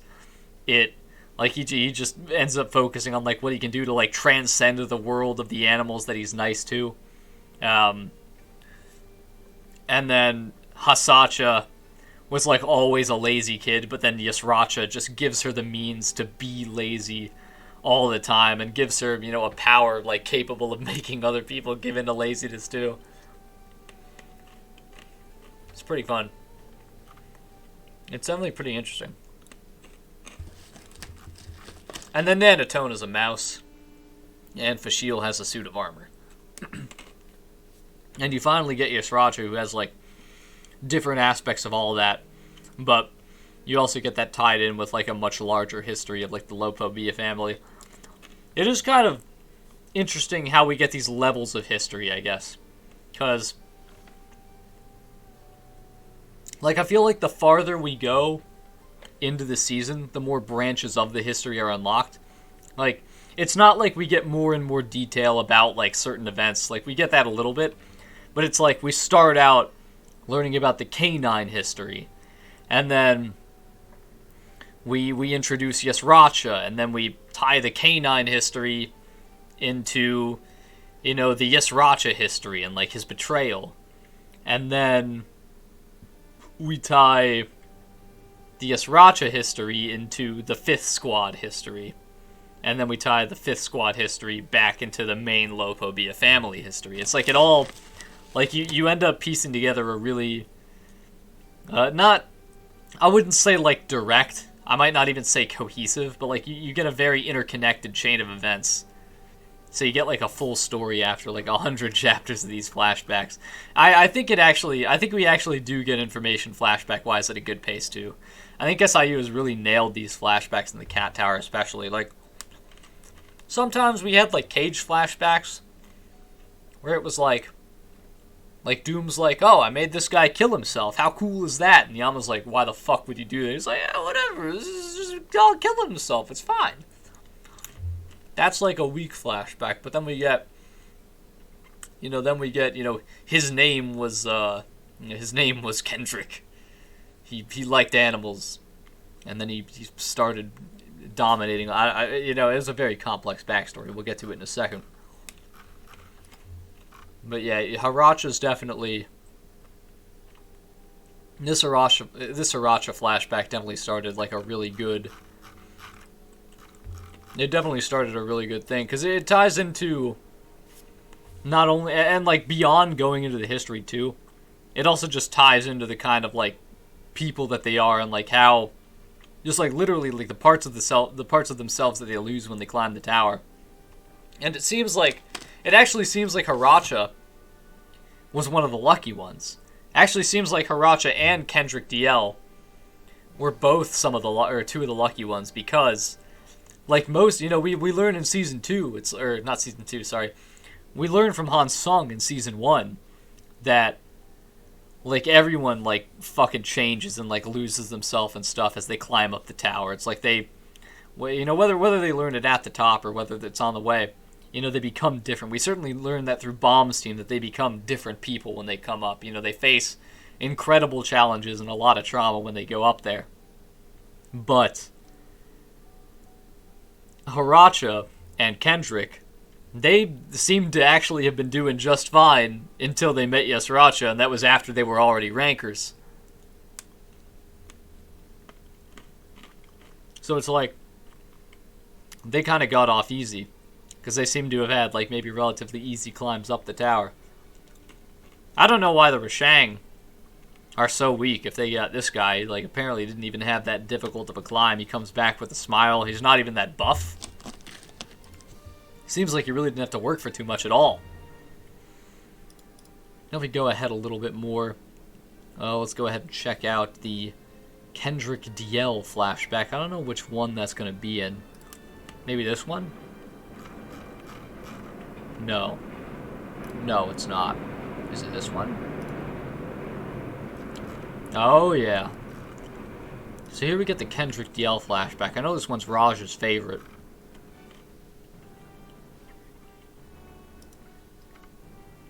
So, this guy's a really nice guy. He grew up from a family branch. He's always had a little bit of an inferiority complex as an indirect descendant. Kind of like Liberic and his insecurity. And so he ended up being nice to animals because people were mean to him. He's like us. He's like not Hans. He's like Kristoff in Frozen, with the he has like the little reindeer are better than people song. The animals, actually, you know what? We're actually getting a little bit of some Traumaray insight here. Who would have guessed that this would actually foreshadow Traumaray? When I gave the animals love, they gave the same love back to me. They never betrayed me. Doesn't that remind us of recent events? That's actually pretty cool. So in spite of opposition, I chose to become an anima. Who would be mad about him becoming an anima? Like what? I wonder what family he was from, or like what branch family he was from. Yeah, it's actually cool. It's even better now, because now we know that like people are betraying him, I guess. Like the animals never betraying Kendrick kind of relates to the animals never. Or the animals, I guess that do. Well, the animals do betray. Not only do the animals betray Traumaray, even as he dies, the animals betray him. The animals betray Kendrick because it's one of the things he tamed that bites his head off.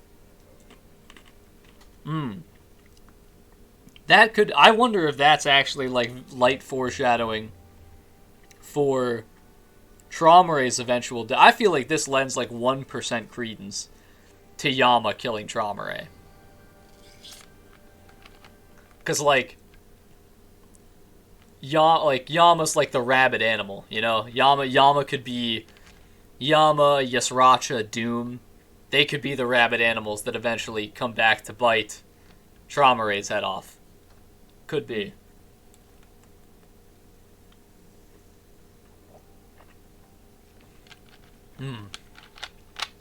You know what would be really wild to me, actually? If Traumaray wants to... So he wants to see the irregular, right? You know how he views everybody as creatures? What if Traumaray, like, finds Bomb and is just, like, a normal person to him?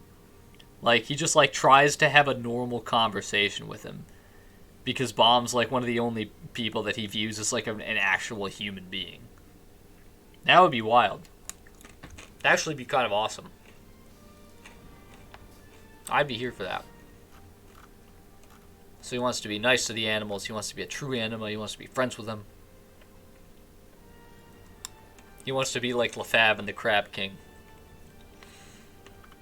Goes and helps some villagers. The villagers have very poor fashion sense. What is this fucking green guy, dude? This is actually Bones, bro. Green, green, green. Some scary rabbits. Some large, scary rabbits. Kind of reminds me of ReZero a little bit. Alright, yeah, this is a ReZero scene right here. Holy shit. I can't look at this the same way. Alright, so he's nice to the rabbits. So there's like a period of prosperity. Kendrick actually helps everybody like get along with the rabbits and stuff, but he ruins the ecosystem. So there's another beast feeding on the rabbits. It has a flaming head. He can't be an anima. They send in the army. And then Yasracha saves everyone. And actually gives decent advice to the villagers.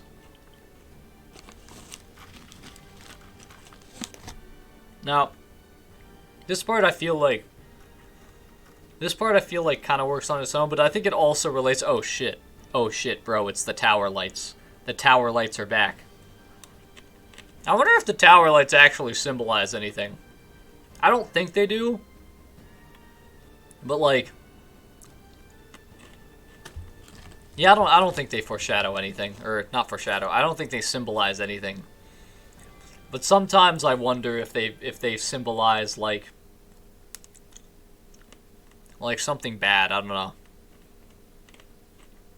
Like if they foreshadow like the corrupting influence, or not foreshadow, symbolize the corrupting influence of the tower. That's like pure. That's pure like garbage speculation. I have nothing to support that. But I feel like I see them when bad things happen. So yes, Racha convinces these guys to beat the rabbits to death, which is pretty horrible. It's pretty traumatizing, actually. So Kendrick fails utterly. I feel like this is kind of like this is I think I'm stretching this right here. But I wonder if this has like any relation to like the conflict between like the Beastkin and like the branches or something. I have no idea. I think that's really weak. I think I'm shooting in the dark here. But something about the way Yasracha drives these guys to chaos like reminds me of the way he kind of manipulates the branches and like the Houndborn to like fight each other and stuff later on in the flashback from what we've seen. Told the people began hating and killing innocent rabbits. But I don't think we can really compare like the rabbits to like the Houndborn or anything.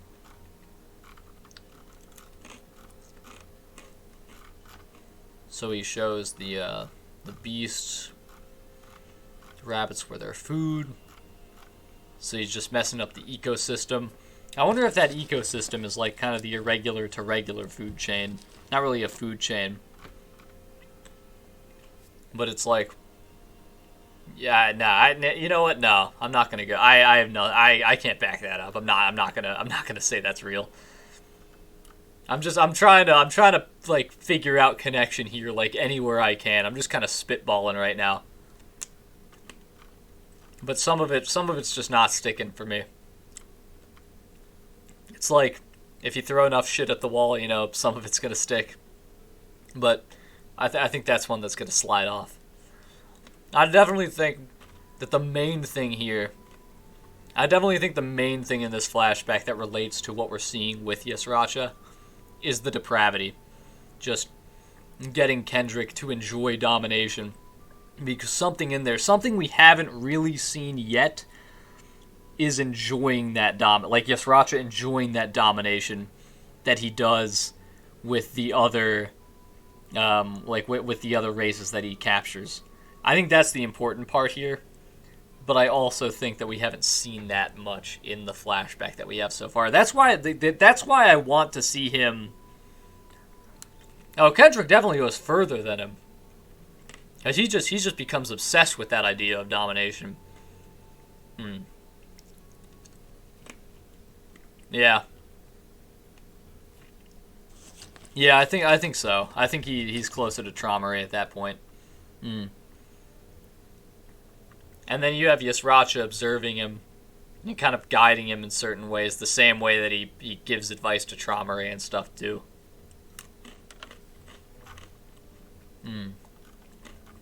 Animals are much easier to control than people. Yeah, definitely. It sounds so much like a Traumeré thing to say. He's definitely getting this from his interactions with Traumeré. It's really cool in hindsight to see where Yasracha got it from. I really want to see later on. It's not going to happen. But I really want to see like Yuri having more interactions with Urine. But just seeing how they differ. Like, by contrast, whereas Traumeré Yasracha takes after Traumeré, Yuri actually like might differ from Urine in some ways. Because I think Yuri's since Yuri's generally been a good guy in the story, and we see that the Ha family is actually, you know, kind of shitty based on the Chi-E flashback, we might actually see some difference when Bomb climbs high enough to see Urine for himself.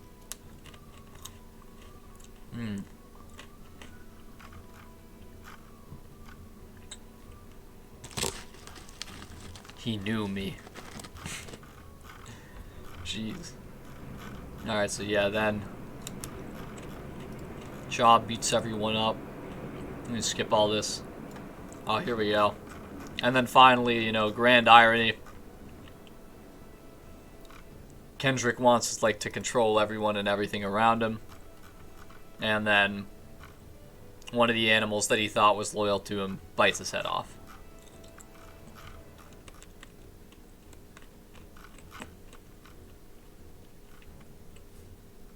I wonder if we'll get anything similar when, like, Traumeré finally dies. Like, we'll have Kieran. We'll have Kieran talking to him on the screen. And it'd be like, "You're always in that throne, Traumeré."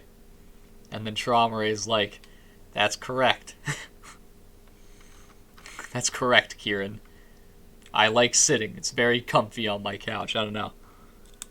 Kendrick had his ability set change from his first appearance. Oh, you're also right. Yeah, I think so too. I think, yeah, he did. And then probably Hasacha also did. Like, you'd expect, like, the ghost to, like, fight more or something. She was fighting, like, Karaka or something, wasn't she? In the walls? I don't know, like, maybe Karaka could have said something if he actually saw that ability, you know? He'd be like, "That woman took away my will to fight. I don't want to lose myself as a slayer." I don't know. Yeah. Yeah, I do wonder why. I feel like all the family heads probably just sit on chairs all day, to be honest. Actually, no, that's not true. That's not true. We see Han. I mean, Gustang doesn't. Gustang goes around. And we see Ari Han walking. So he walks around. It's kind of cool. Very active family head. I don't understand how family heads don't get fat. Like, I don't understand how Traumeré's not, like, fat. Like, how does he not get fat just sitting all day in that chair? You know, I mean, I know you guys always just see me sitting in the chair, but I get out, you know? I walk around, I run around places. We go on journeys. We traverse. You know, we lose the calories. Traumeré, I don't believe he loses the calories. I think he's just sitting there. He might just not eat. He might just not eat at all. Like, his metabolism's just wild.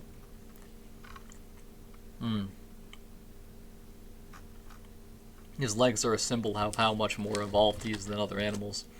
Yet he's proud to choose a regression just to show off his own power. That would be such a foolish choice to make for an animal whose life revolves around survival.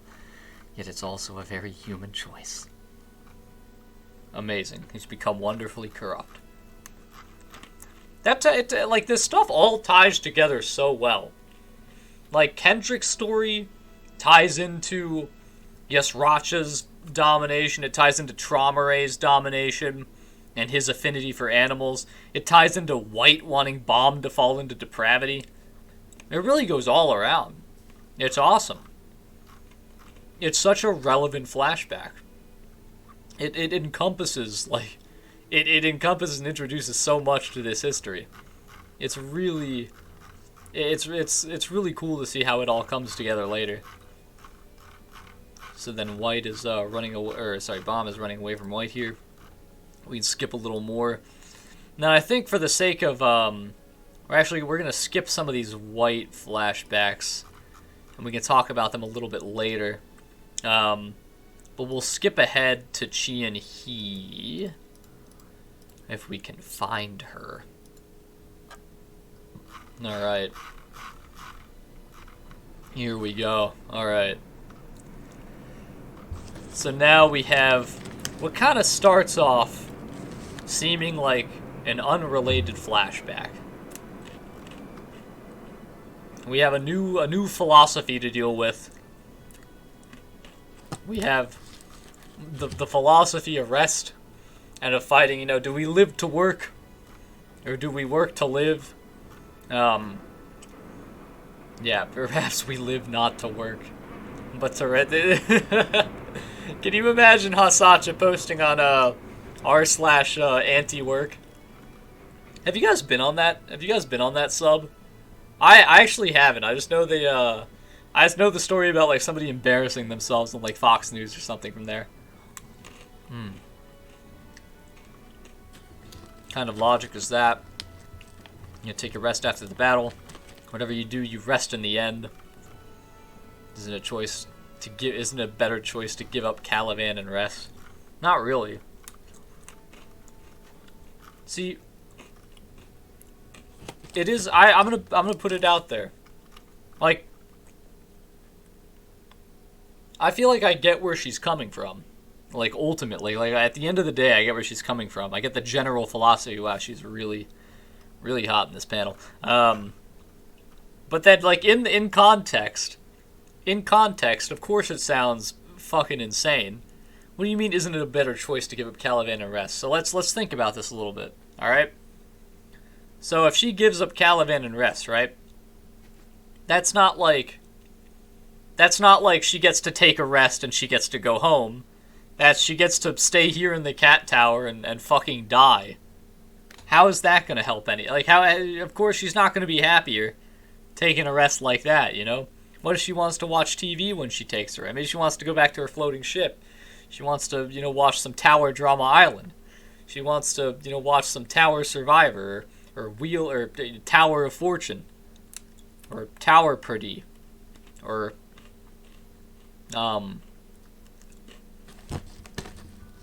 Tower or No Tower. I don't know.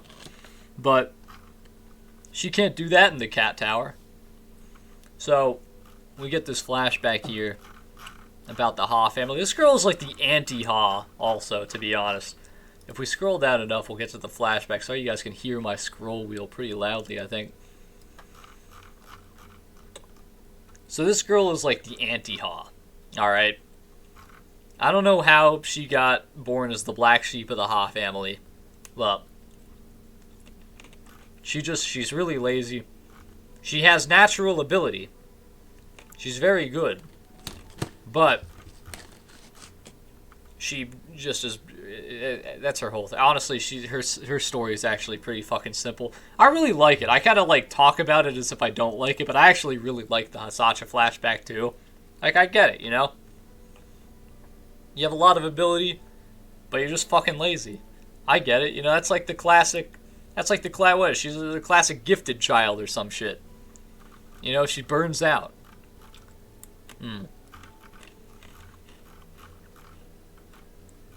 Alright, so we get like the little Elaine thing right here. We get an Elaine frame right here.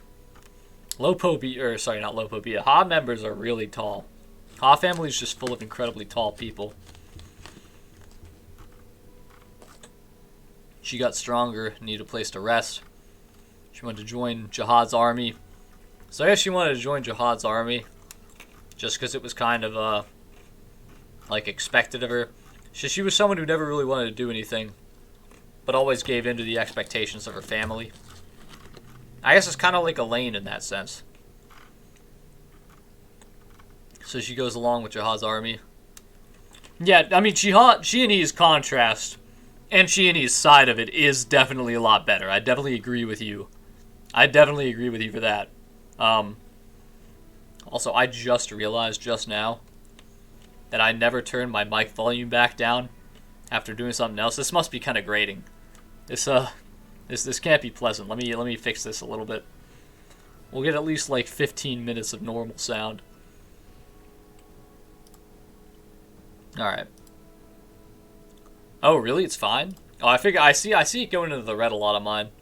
So I was a little worried about it, but if it's okay with you guys, then I'll just keep it as it is. So, Yasracha finally gives her the means to do something lazy. Pretend we're done with the commission ceremony. I'm too lazy. It's actually really funny.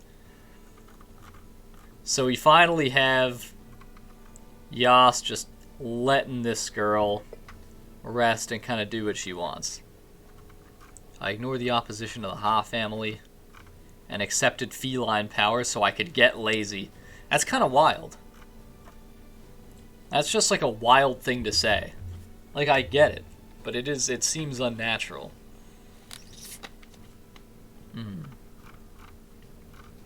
She makes Chi and he stand in the sky. She wants everyone to be lazy. Every day is a summer vacation, Rajiv. Wow. And then we have Chi and he And I mean, the best thing this flashback does, the best thing it does is this flashback just shows how cool and awesome she and he is. It makes her seem so cool and powerful.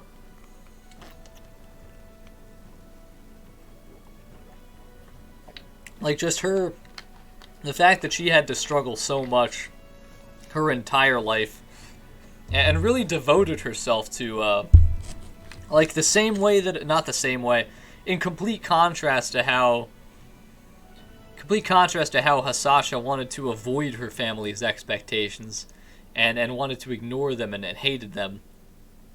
She and he, due to her upbringing and like having, I guess she and he had a different set of circumstances, so she really respected the expectations that were, not even expectations that were necessarily set on her, but she respected the support that the person, I should say, not people, not family really, close to her, the one family member she really had close to her gave her.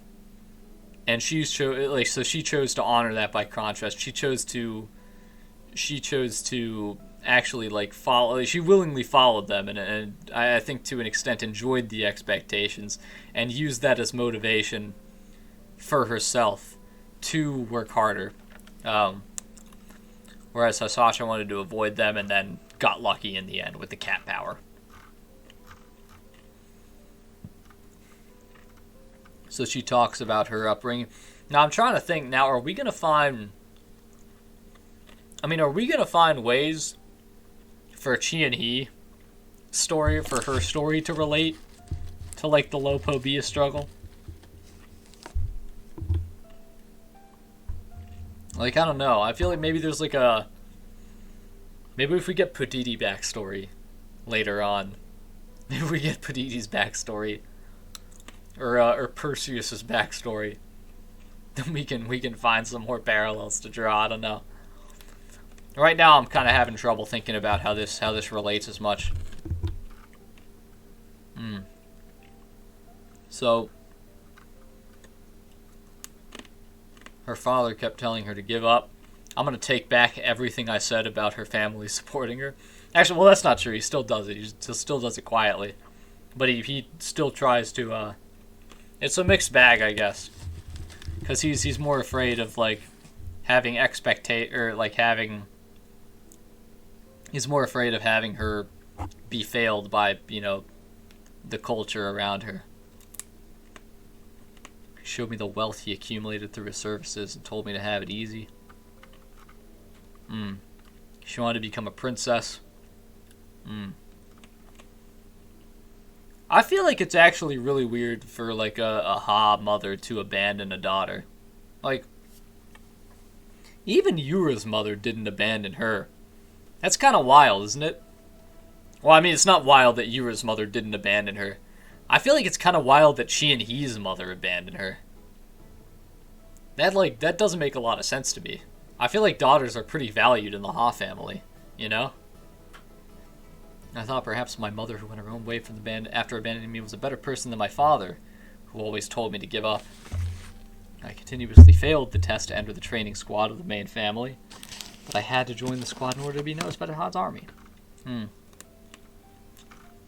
I wonder if Chi and He would... Jesus, fuck, what is that figure? I wonder if she was ever actually up for, like, princess selection. People took the test. I was the strongest. I was the highest member of the main family in the area. Have it out with her. How are you gonna fight, like, not a branch head, but, like, how are you gonna... You're not even a regular. How are you gonna fight someone who's, like, branch head level? You can't. You will not have it out with her. Facts and logic. I mean, I'm sure she could... I'm sure she would try to use facts and logic, Raj. But unfortunately, I'm a little worried that the Ha family, through their tradition, would smash through facts and logic. The facts and logic of power. I really like this scene. I really like the scene of the dad kind of begging. It's really powerful for Chi and Hee to actually see, just how much his dad how much her dad actually loves her. It's really interesting, or well, it is interesting, but it's a really emotional scene in my opinion. It's a really great one. This is definitely like way better than the Hasacha side of things. It definitely it also lends again another 1% credence to like Yama being able to fight Traumare, because I think it goes to show like the power and potential of regulars. I know she's in the great families, like she's kind of like halfway, not halfway. I shouldn't say halfway. It's nowhere near halfway. But it definitely shows like the power, both the will and the strength of regulars, and like them being capable of being able to rise up on their own. That's why he told me to give up. I mean, honestly, if we want to see a rags to riches story, let's see the Elpathion backstory, SIU. Elpathion, not from a great family, becomes one of the best light bearers in the tower, probably.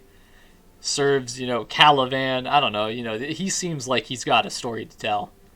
I'm thinking we should see an Elpathion story. I'm thinking SIU should do that next. He told me to give up, but he never gave up on me. Not once. It's actually pretty awesome. I haven't seen my father since that day, because that's really sad that she can't even see him again. I wonder if she can see him, like, now that she's, like, a division commander. I feel like nothing would really stop her anymore. Like, the family... How is some fucking dinky-ass branch head gonna get mad at her now, Well, actually, that's not true. It's probably... A branch head would probably be, like, on par or greater than her. But still. But yeah, she would never betray someone who trusts in me. Exactly. So now it just goes to show... that, like, between the two of them... Like, Chi and Hee is just definitely much stronger. Chi and Hee always had a bigger drive. Like, Hasacha doesn't even want to fucking fight. She's not, like, weak of body at all. She's very, very strong and talented. But she just does not want to fight. She's just very mentally tired. I don't even understand. I guess if you're that spoiled... and you're like a full-ass grown adult, it's really hard to break out of that mindset. She deserves to be called a proud soldier. Where's the lipstick, Chi-Hee? Come on. What happened to her eye? I want to know what happened to her eye. Where did she lose it? You're annoying, Tiny. You're driving me nuts. I feel like this one definitely relates the least to Traumare's story. Like, or Traumare and Yusracha. Like, I'm having a little bit of trouble figuring out how, like, these guys...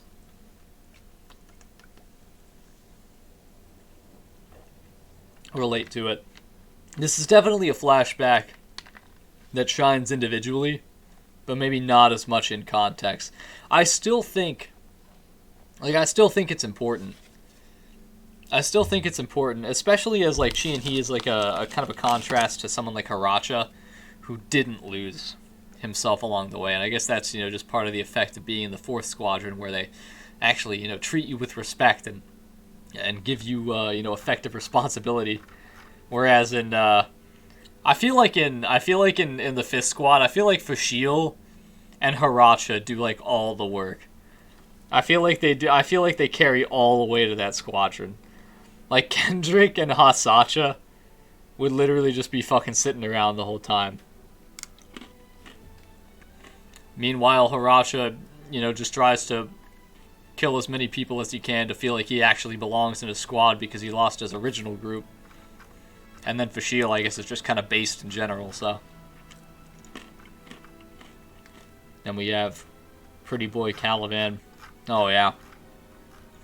Yeah, I definitely think that these flashbacks are probably some of the highlights of, they're definitely some of the highlights of the Cat Tower, or like the second half of the net, or second part of the nest. They really help tie into stuff. They really help tie into like the history behind the Lopobia family later on, overall. And they also help explain like Hisracha. These Flash, yeah, I definitely think so too, because we get good lore, we get good lore with them, we get like I feel like poignant personal stories. It's definitely in sharp contrast to the more procedural fights and the political setup that has gone on like around it. Like there's a lot of Mule Love and Evan Kell are like fighting the Spider Lady because they're there. Like just because they're there and they have to.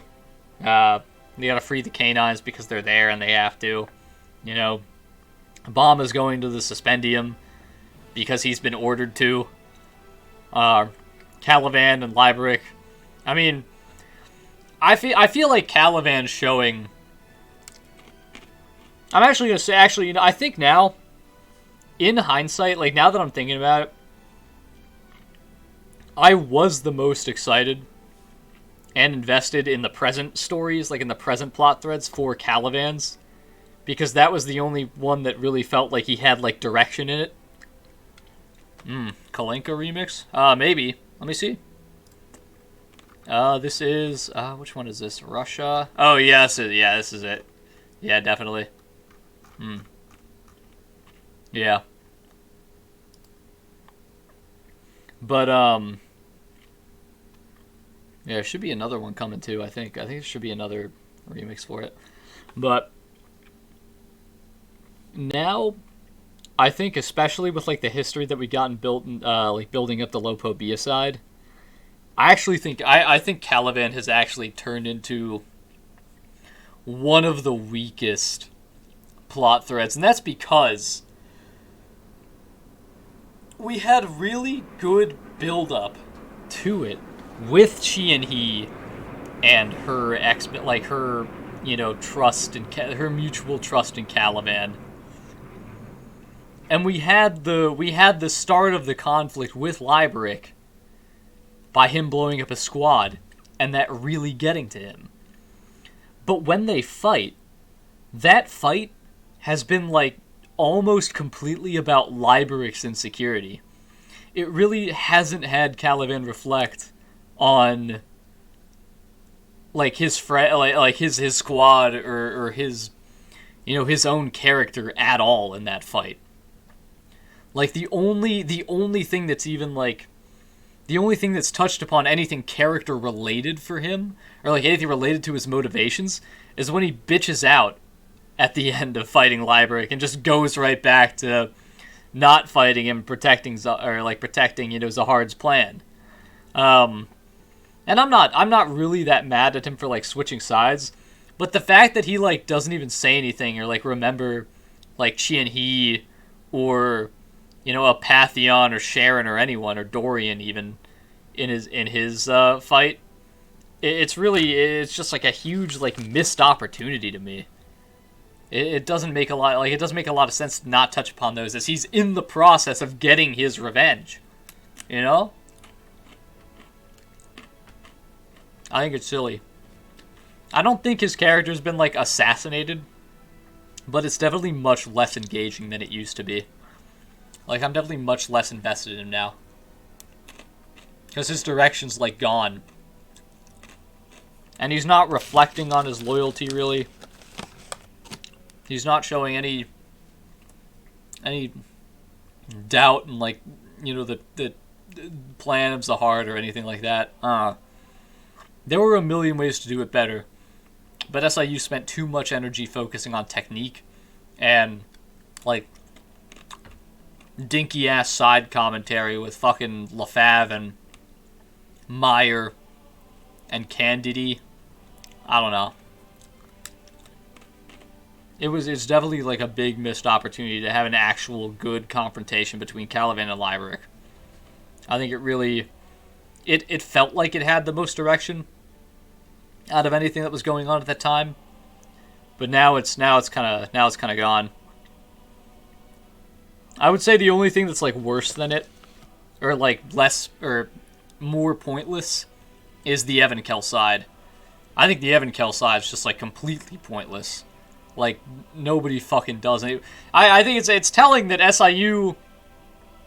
It's telling that SIU straight up just, like, didn't have them do anything this entire time. Because there's nothing to do. They just have to have a fight where neither of them really care about each other. Mule Love will throw his little dinky beam around. And then, you know, what the spider guy's going to call him fat a couple more times. Evan Kell's going to joke about eating arachnid meat.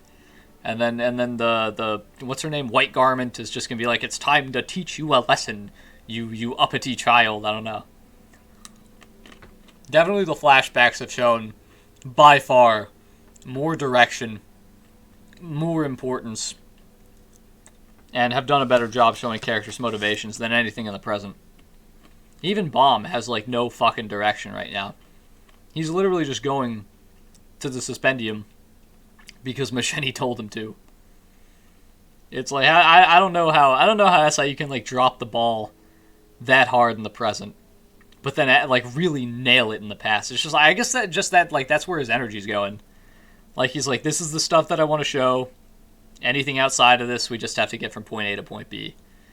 So he's like the parts I feel like he's really wanting to focus on, he's generally doing well at. But then, between there, I think it would be nice if he could actually maybe plan things out a little more to make them a little more engaging to read through.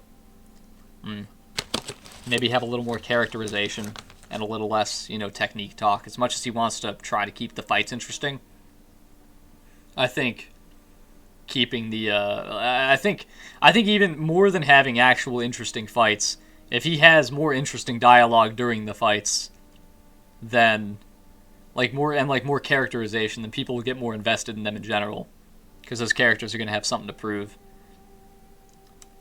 But if anyone disagrees with me and really likes the Mule Love and Evan Kell fight right now, like, speak up. This is the time. Now is the time for the Mule Love fans to come out.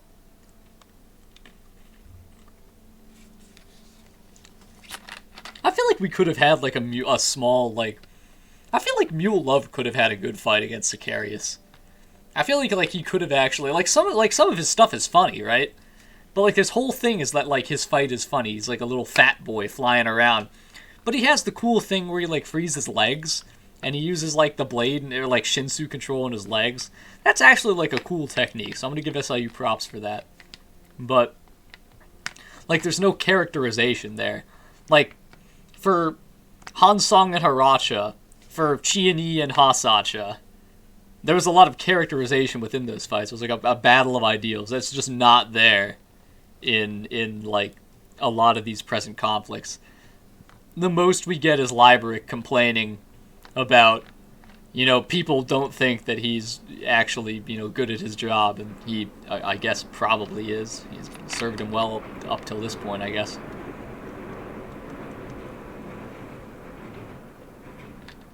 Yeah.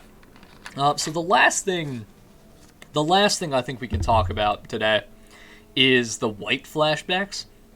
So let's see. There is, especially when we look at the Kendrick flashbacks, we see how they start leading into white. I don't know what chapters these flashbacks are going to be on, which is a bit of a problem. I should have found these beforehand. But I only remembered I wanted to talk about flashbacks like a minute before we started. Then we have the soul scene here. We have some there. Oh, man, where is it? We have some really. I think we have a lot of really good stuff. Oh, there was the idea about Evan Kell having had interaction with spiders before. Oh yeah, I don't even remember that. That doesn't even, like, register with me. You could have been like this. Could have been like this right here. I don't know. So if we go back to when the Cat Tower was really, really good, we might be able to find the white flashback I'm looking for. We have some really good... Oh, yeah, this is the Cum chapter. Okay. Where's Arrow, dude? Arrow was eating this stuff up. Arrow was loving this right here. Arrow loved the Meteor Shower chapter.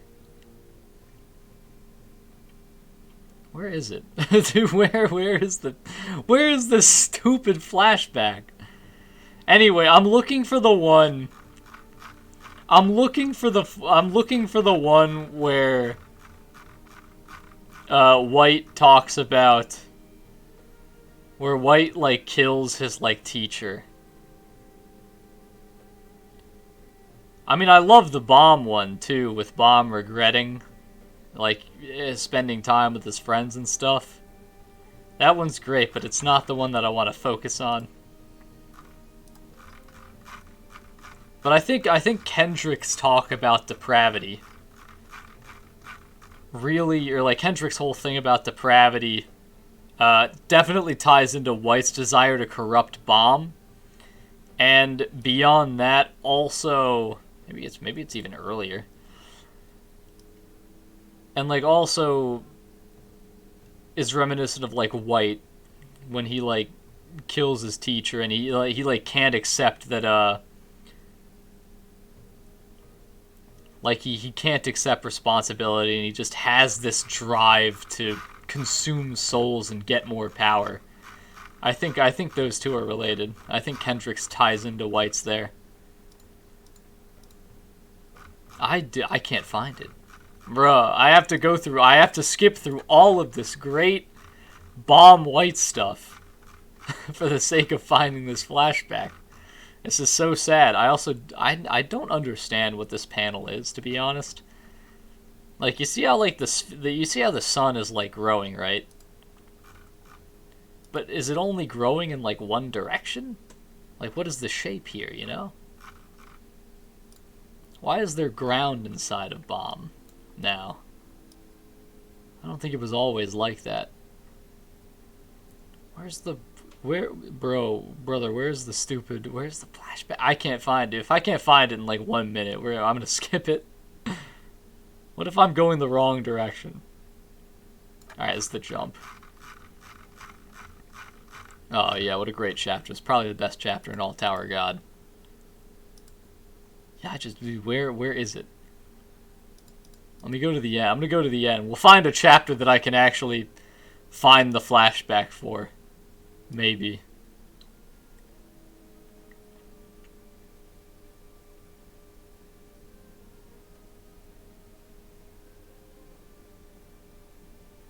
Fight. We have fight. Okay, we have White. Dumb. White. White. You lose. Well, he's winning right now. Alright. Whatever. We're gonna skip to a different flashback. Well, look at this flashback. The the gluttony flashback. I can't quench my thirst, no matter how much I drink. And then Vicente finds him. So there's Joaquin's. Okay, so this Vicente, this White or Joaquin Vicente meeting. Okay, so another thing that I want to talk about. We don't have as much to cover here, so I think it's gonna be a much shorter conversation. I think this, not only does, like, the 5th Squadron stuff tie into, like, the Lopobia history and how Trauma Ray rubbed off on Yas, but it also ties into this much more general desire for domination and control from children of the great families. Like, maybe not as, or at least for the Aryeh family. So it relates to, like, White and the people that make him up, like Joaquin and Vicente. Like, they all have this dream to surpass their father, and a lot, like, the ones that we've seen do that however they can. Whether that's, like, you know, having two kingdoms war with each other for centuries or more, or if it's having, you know, or if it's doing the same thing but not being in direct control of it, because I guess that's all they actually do. But they all want to do that, and they have no problem, like, pretty much killing anyone that gets in their way or using other people as stepping stones to that goal. And I think for them to want to shape their own legacy is, like, noble and step out of the shadow of their fathers or mothers. But like the way they go about it, whether they're tempted by demons or convinced by each other or their parents themselves, they end up falling into depravity too as they like stumble along. And as they stumble along, they climb the tower, they face what looks to be an insurmountable challenge and go to greater and greater lengths to find ways to overcome that roadblock. We don't I guess we don't have too many examples of that really being the case in practice in Tower of God, but definitely from what we see based on White's story, it's a very believable narrative for a lot of these children. Like any antagonistic children that we see, it kind of goes in that direction. Like even Lilial and Shilial, they have no problem, using the life of their family member Ren as like a bargaining tool. So we see a lot of cutthroat stuff. We see a lot of these guys like really enjoy like any amount of suffering or inflicting any amount of suffering for the sake of their goal. And I think that relates to the depravity that White wants Bomb to experience. Yeah, it's the tower nature itself. Exactly. So these guys are sad, and they talk about stuff. I also really like the REA at Lair environment. It's really beautiful. The souls of the souls of White are looking down into White's interior and observing this. No, I'm kidding. They're not. It's just tower lights again, but I remember when this came out, it was like the first time the lights were so prominent. And I was like, wait a fucking minute, is that like the White children? So they talk about the sword. That's like the perfect sword. It's the goal of every swordsman in the REA family, except for Anna, who just wants to play with a fucking bunny all day. I have no idea why Anna agreed to become a part of White. Like, I have no idea how that one works. He goes on edge because you have such a high goal. You're the strongest in our age group. So, yeah. So, since Vicente... Sorry, repositioning the mouse here. Since Vicente, like, hides himself, it's a lot... He's, like, a lot slyer than White. He's, like, a lot slyer than Joaquin. Do you guys think that Vicente manipulates Joaquin? Are you guys, like, a believer in Master Vine Vicente theory? I'm gonna be honest, I am not right now. I kind of want... I'm, like, torn on it being true. I kind of want it for the sake of Vicente being an interesting character. But I don't think right now that he is. It's natural to desire for more power as you get stronger. My fear is getting stronger, too. He's taking a different road. So, yeah, they talk about, like, going down the wrong path in the pursuit of power. I wonder, though, if, something I kind of wonder if I wonder if Han... okay, so you know how... I think something that this might be able to indirectly tie into the Lopobia family history with is that, I have no idea if what I just said made grammatical sense, but I think one way that this could tie into Lopobia family history indirectly is these guys talk about, like, taking the wrong path compared to their father. They talk about how, like, untouchable, immaculate, and never changing their father is. And you see that when White's talking to his teacher. You see that here. And you see that, like, whenever Han talks to Joaquin as well. And I wonder if that's a comparable situation to the way that the branch heads revere Traumare. Like, when they appear before him, they're like, don't look at him. Don't dare to imagine what he looks like. And he's like completely untouchable. And I think a lot, pretty much all the family heads, I think, are going to be like this, to some extent. Like, none of them are going to be approachable, probably. But I wonder if this is supposed to be like having stuff like this near the Traumare appearance, and the way they treat him. Like, it definitely helps to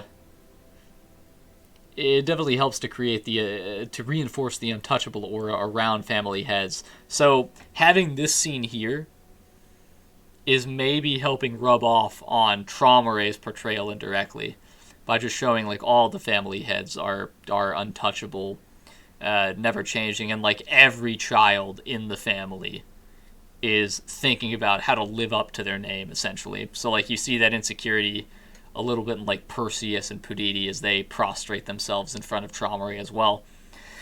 Set up partially here, but it'd be weird to take away autonomy. I agree with that though. Like that's why I'm mixed on it, because I like the idea of giving more for Vicente here and giving him more control of the situation. But I really hate the idea of taking responsibility away from Joaquin. Like, especially when he kills his master and stuff, and when he, like, absorbs the souls. Even if he can be redeemed along, like, even if he can be, like, redeemed or grow or change later in this story, I don't want to ever, I really never want the sins of his past to be erased, because I think what he did is just irreversible. Like, I think what he did, he cannot take back. So, yeah, like, I think it makes, if Vicente was the mastermind, it makes it easier for White to redeem himself, but I also think that's kind of the wrong choice. Also, yeah, the spell mechanics are weird. It's strange. Keen, you're not the only one. I feel the same. All our brothers have the same pain as you. I also ran away from Father's sword. That's why I'm reading Father's book. To use the spell written in this book and possess greater power. Let's do it together. I wonder if it was me who raised a soul-eating monster inside me. But I wasn't the only one who mastered the spell to use that monster. So Vicente was definitely... Like, we know Vicente was looking into the same thing. But I guess it just really shows the lengths that these guys will go to try to reach any semblance of, like, relevance compared to their family head. So I think this helps build up Traumare, too, later in the story, as we actually start to see a family head in action. But yeah, and I think that kind of ties up all the, I guess, most of the relevant flashback teas. I mean, there are a lot of flashbacks with like the Houndborn and stuff earlier, but I think a lot of the Houndborn flashbacks, by contrast, were more functional than anything else, like as a way to deliver information and just kind of explain. I mean, every flashback is going to be like that. Maybe it's a little bit unfair to say, but then like try to explain the conflict a little more. Whereas these flashbacks definitely focus like a lot more on like individual development and creating new character dynamics. But yeah, I think that kind of covers everything I wanted to today. In this ToG Tuesdays on Sundays, we went over the last couple of chapters, the Azracha flashback as a whole, and kind of how all the 5th Squadron stuff ties into each other. And then beyond that, like how we are beginning to reveal more history of the great families. So I think this is a good place to call it.